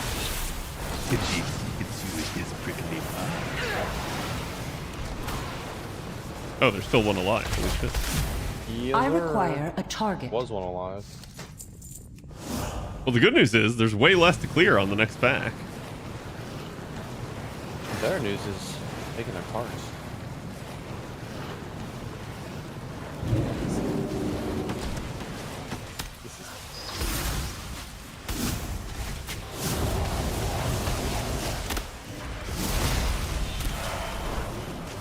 You tried out arms yet, I Ash? need to target something first. No.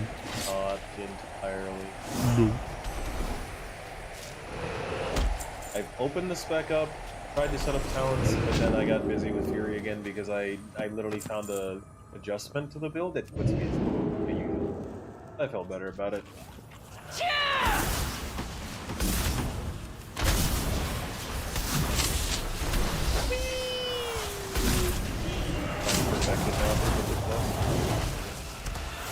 At least it's still like No way is this WoW gameplay? It is WoW gameplay. Nice song. if it gets nerfed, it gets nerfed, right? And I'll probably look into arms and see what that's about. Otherwise, I'll just go back to prod again. How do I want to handle this? We take Put this my one. short term Still recharging. Probably should get this one dead. Kind of fast at us. I'll let it cast at us for 5 years. Oh, you don't need that shield.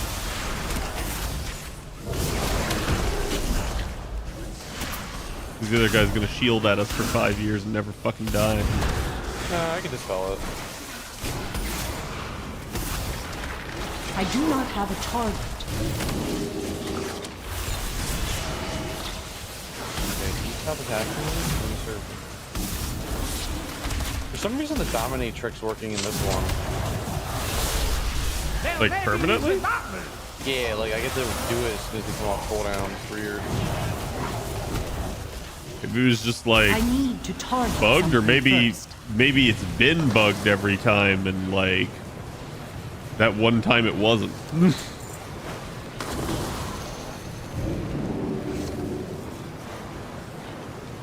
Like he's gonna go off, and I'm just gonna take him again. Boop. Boop massage.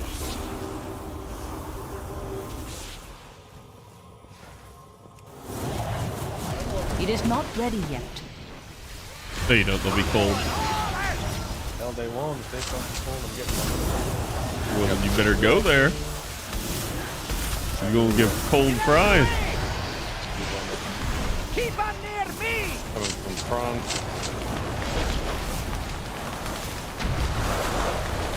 I'm surprised that didn't hit you. The way you positioned. No, oh no, that was a mirror image. Okay. Yeah. What do you mean? I'm not actually here.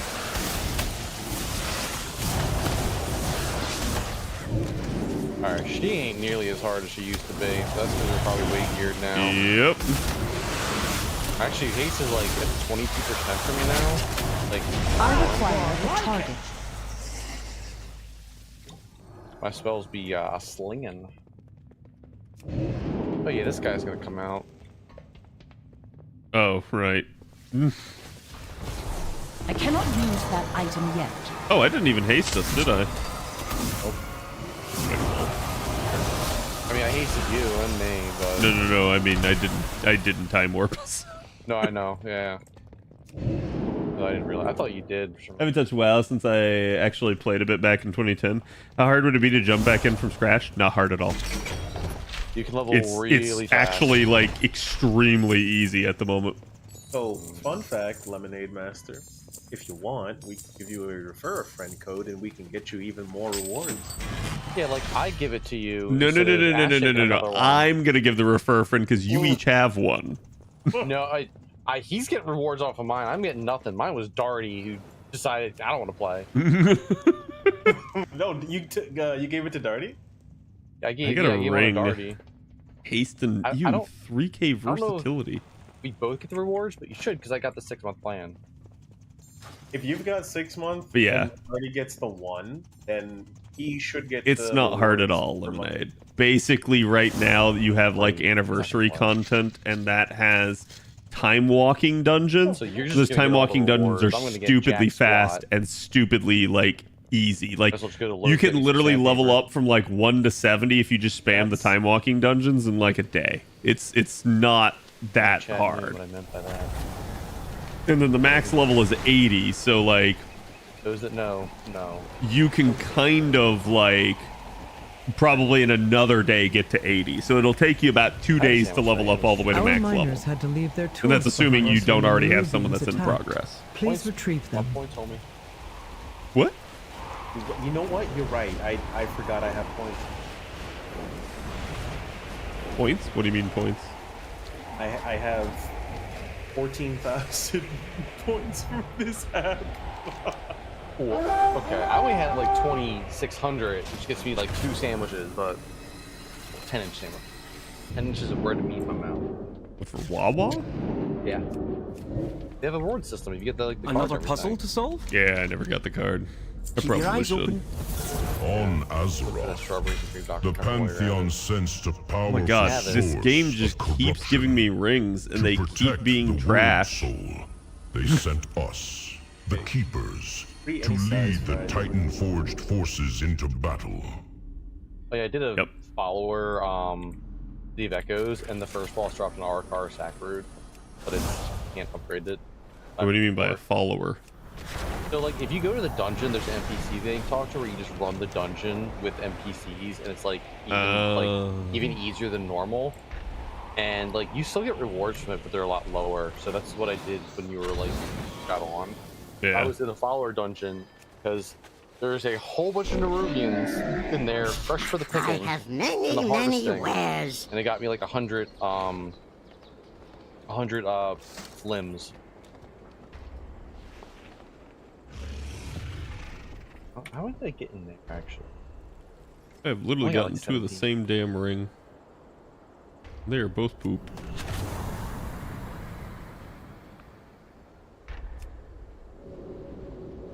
Disenchant.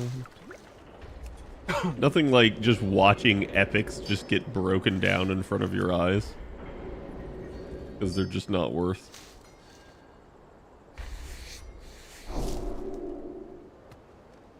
Still can't get the trader's tender. Did that get you what you needed, Creamy? Got me 13 of them. I have an So extended you want to do it supply again? of goods Is what I'm for hearing. Outlanders. I could. We can go do the Dread Pit. I could do that too. A lot of Nerubians down there. Yep. I need 1500. I'm sorry. You need 1,500 and you just got like 13. I get like 100 Jesus. per. If I'm doing our cars, the Vekus, I get like 100 if you do like a full clear. Yeah. Like every mob killed? Every mob killed, yeah. But it's in a follower dungeon, so I can just do it myself whenever I feel like it. Leo's like, oh, why do follower just run Mythic and stuff like that? But, well, Mythic, you're not trying to kill every single mob, you know. It's. I mean, if it's a pre-made team, we can literally just kill it and not care about the time.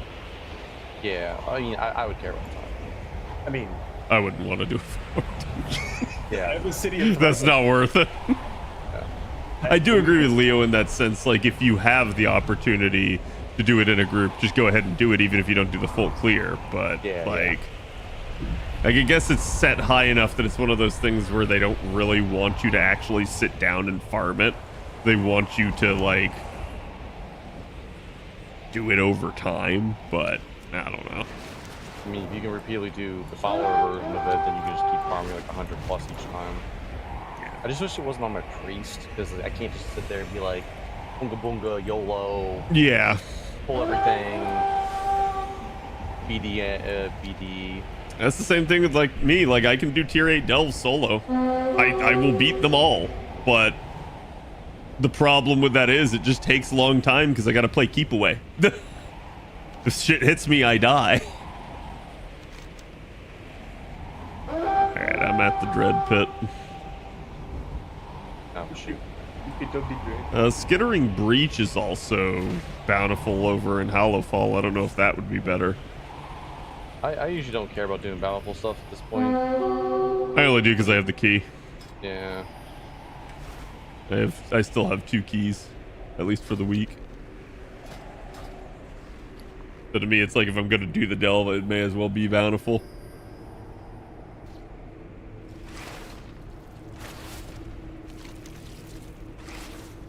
Wait, is that a rare spawn? Come to me.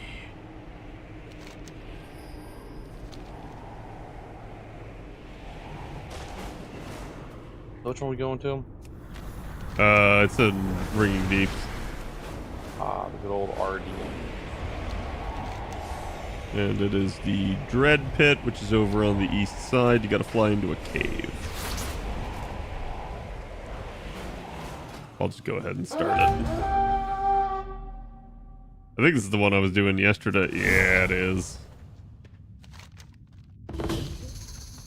Oh, wait, no, this is a memory magnet?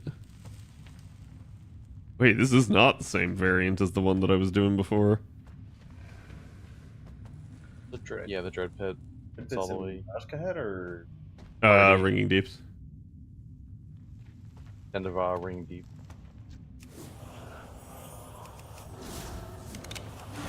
No take Candle Central.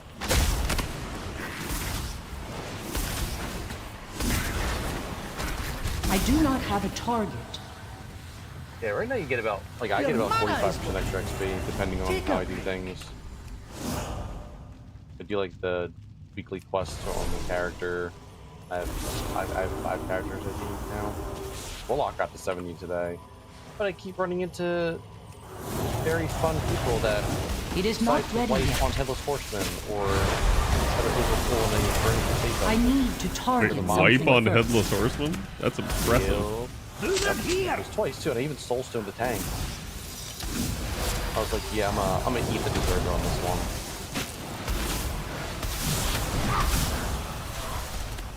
But the first one that I do the white one. What do we have here? Lord. Yep. Fresh for the picking. Yeah, the level doesn't even matter. Like, even scaling with extra people, like, I'm just gonna take longer to kill it, but I can still kill it.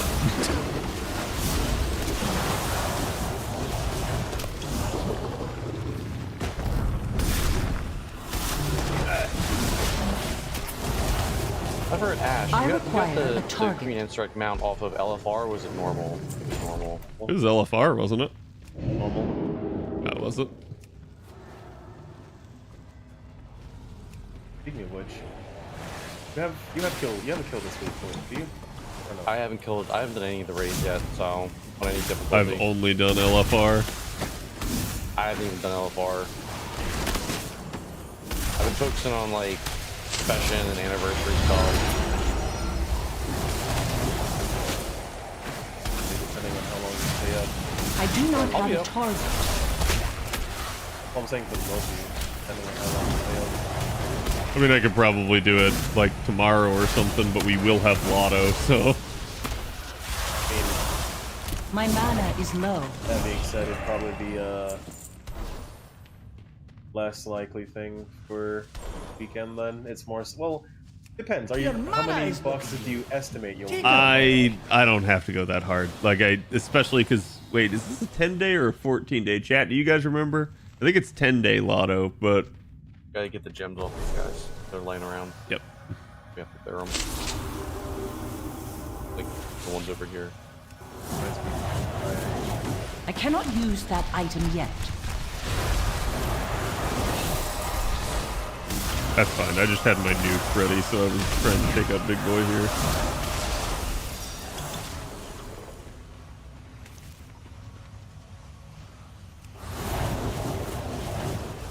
Buddy, sounds like you put something needed. Hello, Zart.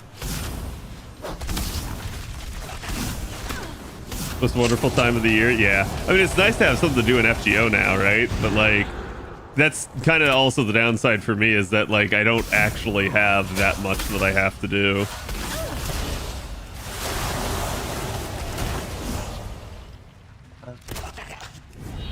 What?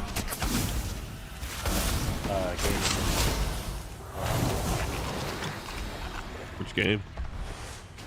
Basically, the other place. Totally legit.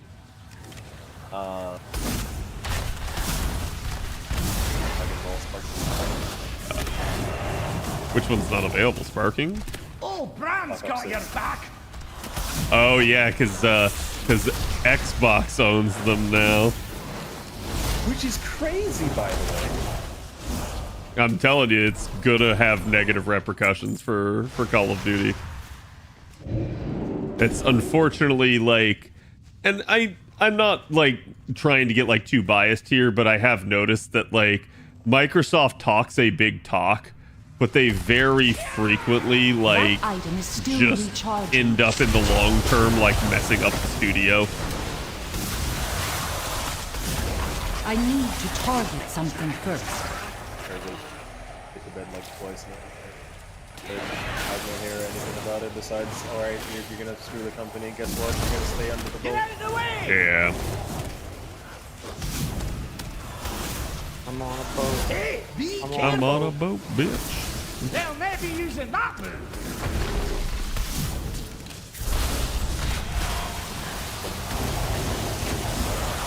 You guys doing some heckin' damage. I like it. I require a target. What happens when that happens? Hey, you should be alright. I dominated. Damn it. Is that an instant cast? You have to channel it. It's a cast. It's I like need a to target 1.5 something seconds. first. Ah, that's not too bad. I do not have a target. Global. They were hurting. Nice find. I don't like you. You don't got a fat enough butt. That is the fun part about mirror images. Is like they'll eventually get to me, but not before they get distracted like 3 times.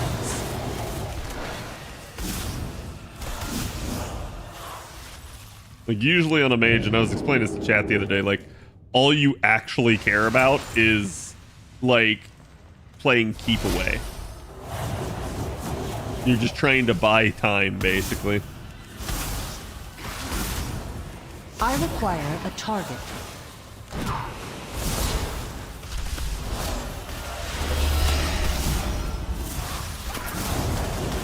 I need to target something first. Those webs will summon the Rubians. Don't stand in them. What up, Rand? You did that on purpose, didn't you? I wasn't even on it either. Like, it was like some. You might be able to abuse that. I think the only problem is you would eventually summon Zekvir that way. Does it actually summon him eventually? I don't know. I just assumed it would probably backfire like that. Hey,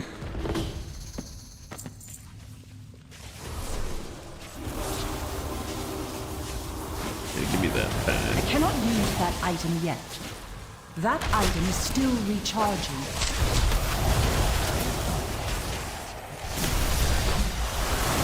We got the other I pad. require a target.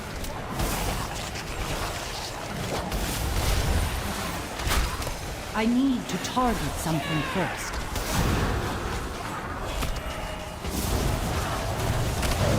I like how he just immediately breaks out of it. What the fuck?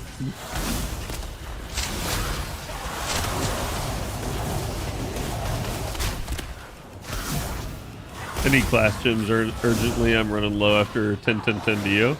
Yeah, Lottos will obviously help with that. I highly recommend if you have like gem issues to just kind of go ham on the Lotto. I miss playing WoW. Only played Ascension recently. I mean, now is a good time to get back into it because they got the 20-year anniversary going right now, and it is a very lucrative event. It allows you to level up characters very easily, and there's some really nice rewards. It also allows you to gear up characters quite nicely.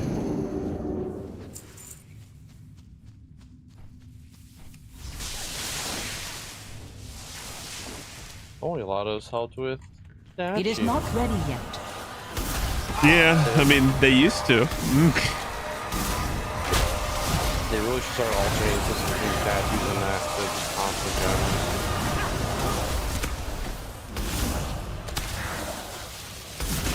Especially because now most events are becoming Lotto-esque. It's like, okay, you've got like a way to keep getting materials. I wouldn't say most, but they are like definitely doing that with a couple events each year.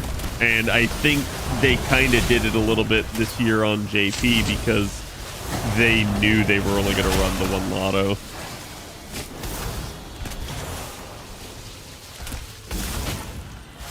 Hey, could you kindly stop web bolting me? Thank you. I require a target. I must get closer.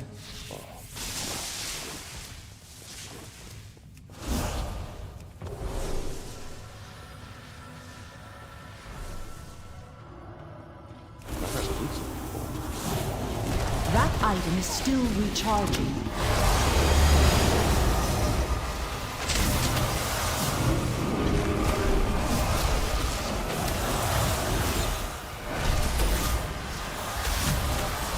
Catch you later, Jay. Have a good one. Did play a lot of D2 though. Nice. Did you ever play the remaster of D2? Never could get into WoW myself. The subscription always kept me away. That is the downside. Like, and it's why like I'll tell people like, hey, you should totally play with me. I'd love to have you play, but I don't expect anyone to, right? Like, it's the fact that this game has a subscription is going to scare a lot of people away.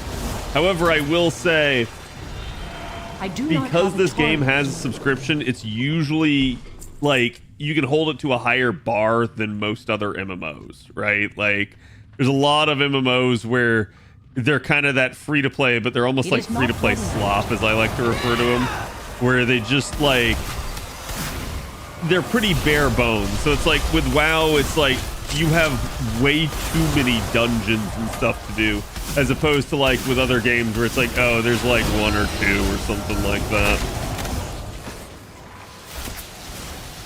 Like, I mean, what's the dungeon rotation right now, Ash? Isn't it like 6 different dungeons at least? Is Burning Crusade dungeons and that? Well, not the time walking. I'm talking the normal like dungeon rotation. Seasonal or from expansion? What's the difference right now? Expansion phase, it is a total of 8. I need season mana for Mythics first. is still 8. Yeah. But 4 of them are not in like a rotation where you can pick them to. Okay, interesting. So like Dawnbreaker, is one of them, but like Priory of the Sacred Flame is not on the rotation. Thank God. That would be God. I don't want to think about doing that one. I cannot use that item yet. The final boss especially is just ugh for that. But she's so fun. She's not bad, but man, people can't not stand in the bad. She's so fun. That's why she's so fun. I don't know if you saw the run that I was doing on my Evoker, but I did that dungeon. It was just like normal leveling dungeon. Have a quick And me and the Evoker that was healing. So I was an augmentation Evoker and the other one was a healing Evoker. We had to solo the final boss, like the two of us. It was bad. Like, the tank and the other two DPS both stood in the bad, and we had to, like, from 40% on, just take it down.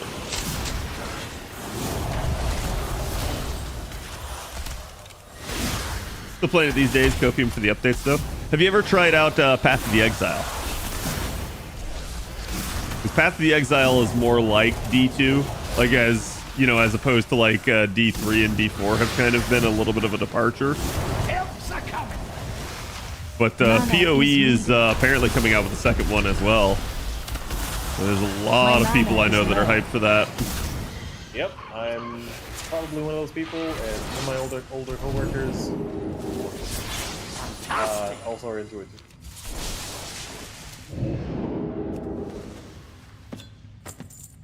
I'd try it out. Yeah, I definitely would. It's free to play too. Like, it's nice in that regard. I'm just debating if I should nuke here or not. I don't think I will. It is not short ready cooldown. yet.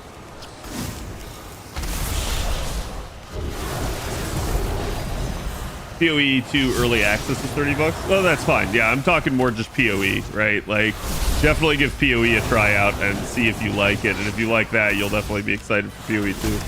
When is 2 coming out, by the way? I know we got like Stalker 2 coming out here real soon, but 2 I think is end of year for PoE. Like end of this year. I figured it wasn't until next year. But I need to target something first. December 6th? Oh wow, that's sooner than I thought. I actually haven't heard a ton of news on that. I require a target. They don't like leagues in the way that they're functioning right now. So a lot of people are basically just sort of like rummaging their you know, rumbling under their. They need PoE too. These improvements that they're adding are going to be in PoE 2, but people should be playing PoE 1 if they want any sort of understanding as to what PoE is like. It's a whole different ballgame than when it used to be. Obviously, you know, with time and patches, but if people need to understand that there is a function of the game referring to currency transaction. Like the currency, I mean like signs and chaos and like that. You have to understand how that system works. Maybe not through like 100%, but you just need to know what is worth what and understand it is a player-controlled market. Yeah. When people decide you can't pay, for example, let's say a divine is considered like 1,000,000 gold, and a chaos is considered like 1,000 gold. You'd have to pay 20 divines to get a That item is still something recharged. that is worth 40 divines. That could be day one sale. That's what someone's selling you a map fee for. I do not have you a know, target. week 2, that person who was selling it for 20 on week 1 is My now selling mana it is for low. $400. Because it's now a bugged map that can be abused. You can gain a whole bunch of things. And that is what PoE, like player-controlled market, is like. Mm-hmm. Come There's here a and bugged map recover and people some can of sell your... it. Oh, you better be ready to pay. people bought into the game and it was sunk cost, so they never quit. No, WoW legitimately has good gameplay. Like, it's probably got some of the best gameplay out of any MMO I've played. It doesn't mean that the other MMOs are bad, it just means that WoW is very fucking good.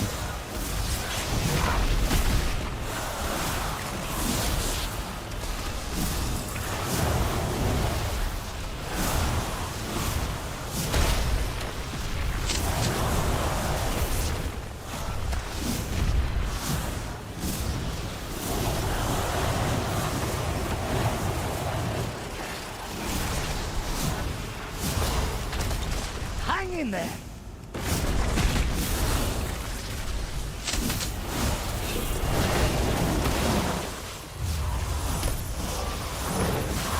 It is not ready yet. Stand there.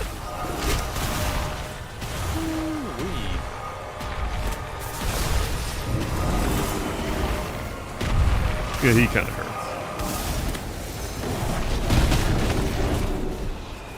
Don't get hit by that, by the way. It will one-tap you.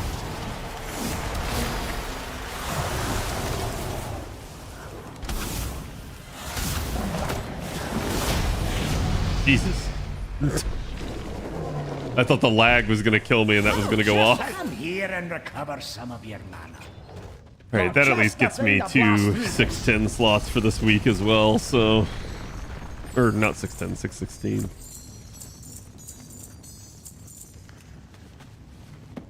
Nice fight.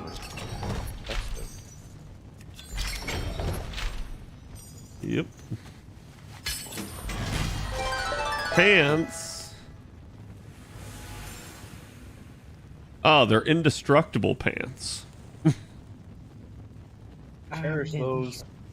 Very rare to find some indestructible gear like that, and it's really cool to do it. Unfortunately, it's not that big of a deal for someone like me because I don't normally get beaten to death, right? So the only time I take durability is wipe.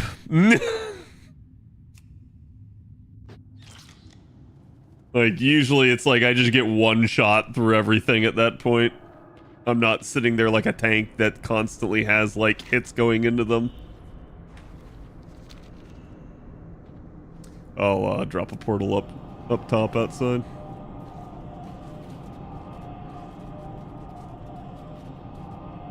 But yeah, that's, it'd be okay if it had better stats, but I have the curse of always finding things that have versatility on them. Like, everything. I think 10% versatility is what you want to sit at, like 10% or below, and then you're Gucci. I'm sitting at 2%. I'm okay with that. I'm at 7. And I got the extra percent damage and the extra percent like healing, also nice. Or not healing, but damage reduction.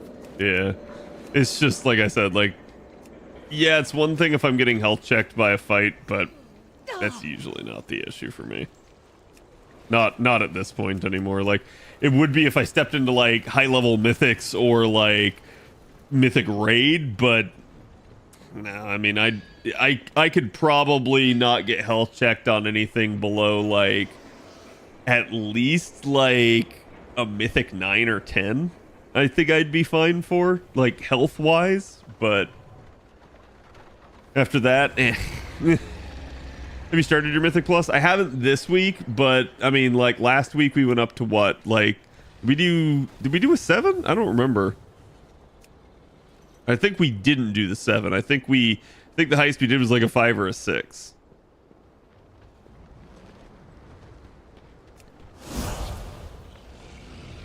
Picking up food, be right back. This man walked to McDonald's on us. I mean, I walk to Wawa all the time. Yeah, but like right in the middle of didn't say nothing, just typed it in chat and walked to McDonald's. I'm saying, got it. I know. Oh yeah, I should go see if I can do any of the upgrades. I haven't been able to get Valor Stones on this character. I've just been constantly using them. I will do my duty. Part of it's because my character is just leveling fast, but... Okay, so I at least have enough Ruined Harbinger Crest for one upgrade. So what can we upgrade? Can't upgrade my weapon? Oh geez, I'm almost at the end of the Delver's journey. Bar. I am too. I think I only need like 1 or 2 more. Maybe more than that, but I'm pretty damn close. Can I upgrade the transmitter again? I can't. I need Guild. Jesus.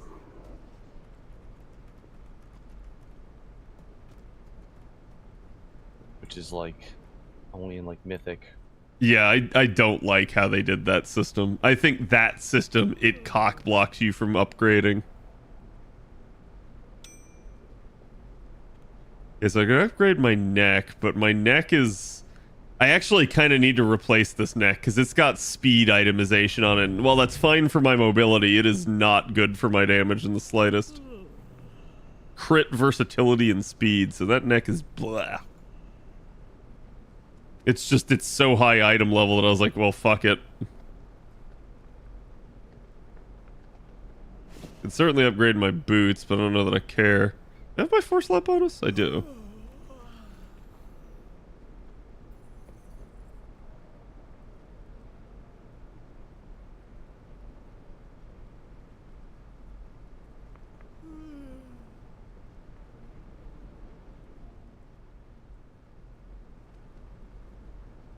It's probably gonna be the chest.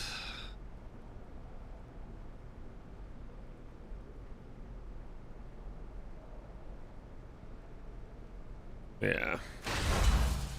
It'll at least be a nice upgrade.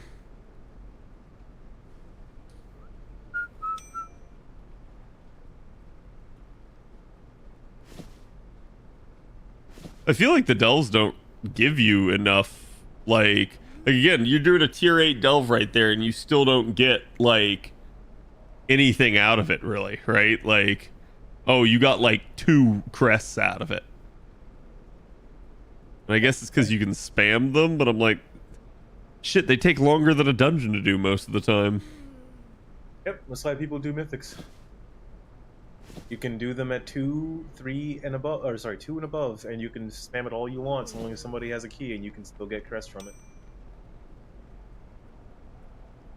Also gives you a chance to test out builds, figure out better ways to approach challenging issues and/or problems, or even situations, depending on the dungeon and/or mythic affixes for the week. Yeah, but you know my problem with mythics. Mythics don't give you good rewards. That's the caveat. You can gear up in full champion gear doing was it tier 8 delve solo or even with a group, but then going past that, past champion gear into heroic or hero tier track is going to basically be tier 9 delves, which is I don't think reward guarantee hero, is just a chance at No, better. I don't. I think you're kind of capped, like rewards wise, at tier 8. Like I think tier 9 and tier 10 don't actually give anything different, and thus there's no point to doing them. But yeah, it's like, so you can step into higher level mythic dungeons, but the higher level mythic dungeons, good luck getting a fucking drop. Like that's my biggest issue with them. Like if I were like, okay, my best in slot helm is the helm from Mythic Turnaseath. Let me go run that. How many times would I need to run it to get that drop? Or get lucky in the Great Vault once you've ran it. Yeah, it's like, I mean, you'd be looking at like at least 20 times. Yeah, I mean, realistically, all it takes is 1, but logically, Yeah. it's like 40. Yeah, that's the problem. Or like, yeah, again, like let's say I wanted the sack brood, right? Like, what are the odds that it drops, let alone drops for me, so that I wouldn't have to like be like, hey buddy, give that to me. Like, so it's like that sort of crap is just ridiculous a little bit.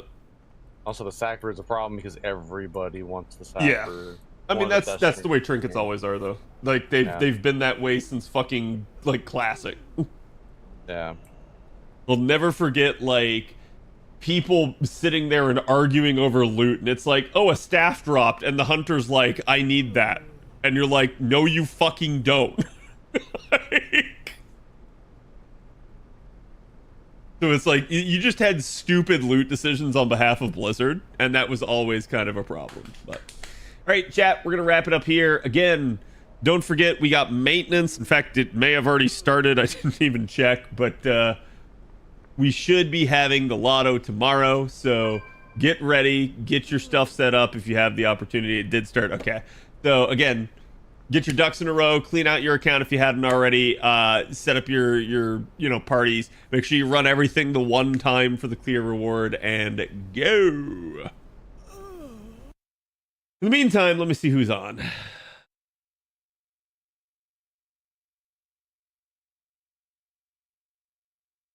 Wow, wow, wow, wow, wow, wow, wow. I see no one.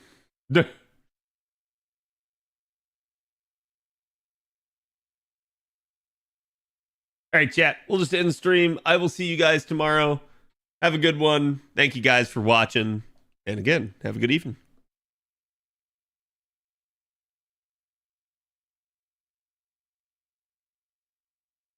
Quick, everyone disperse.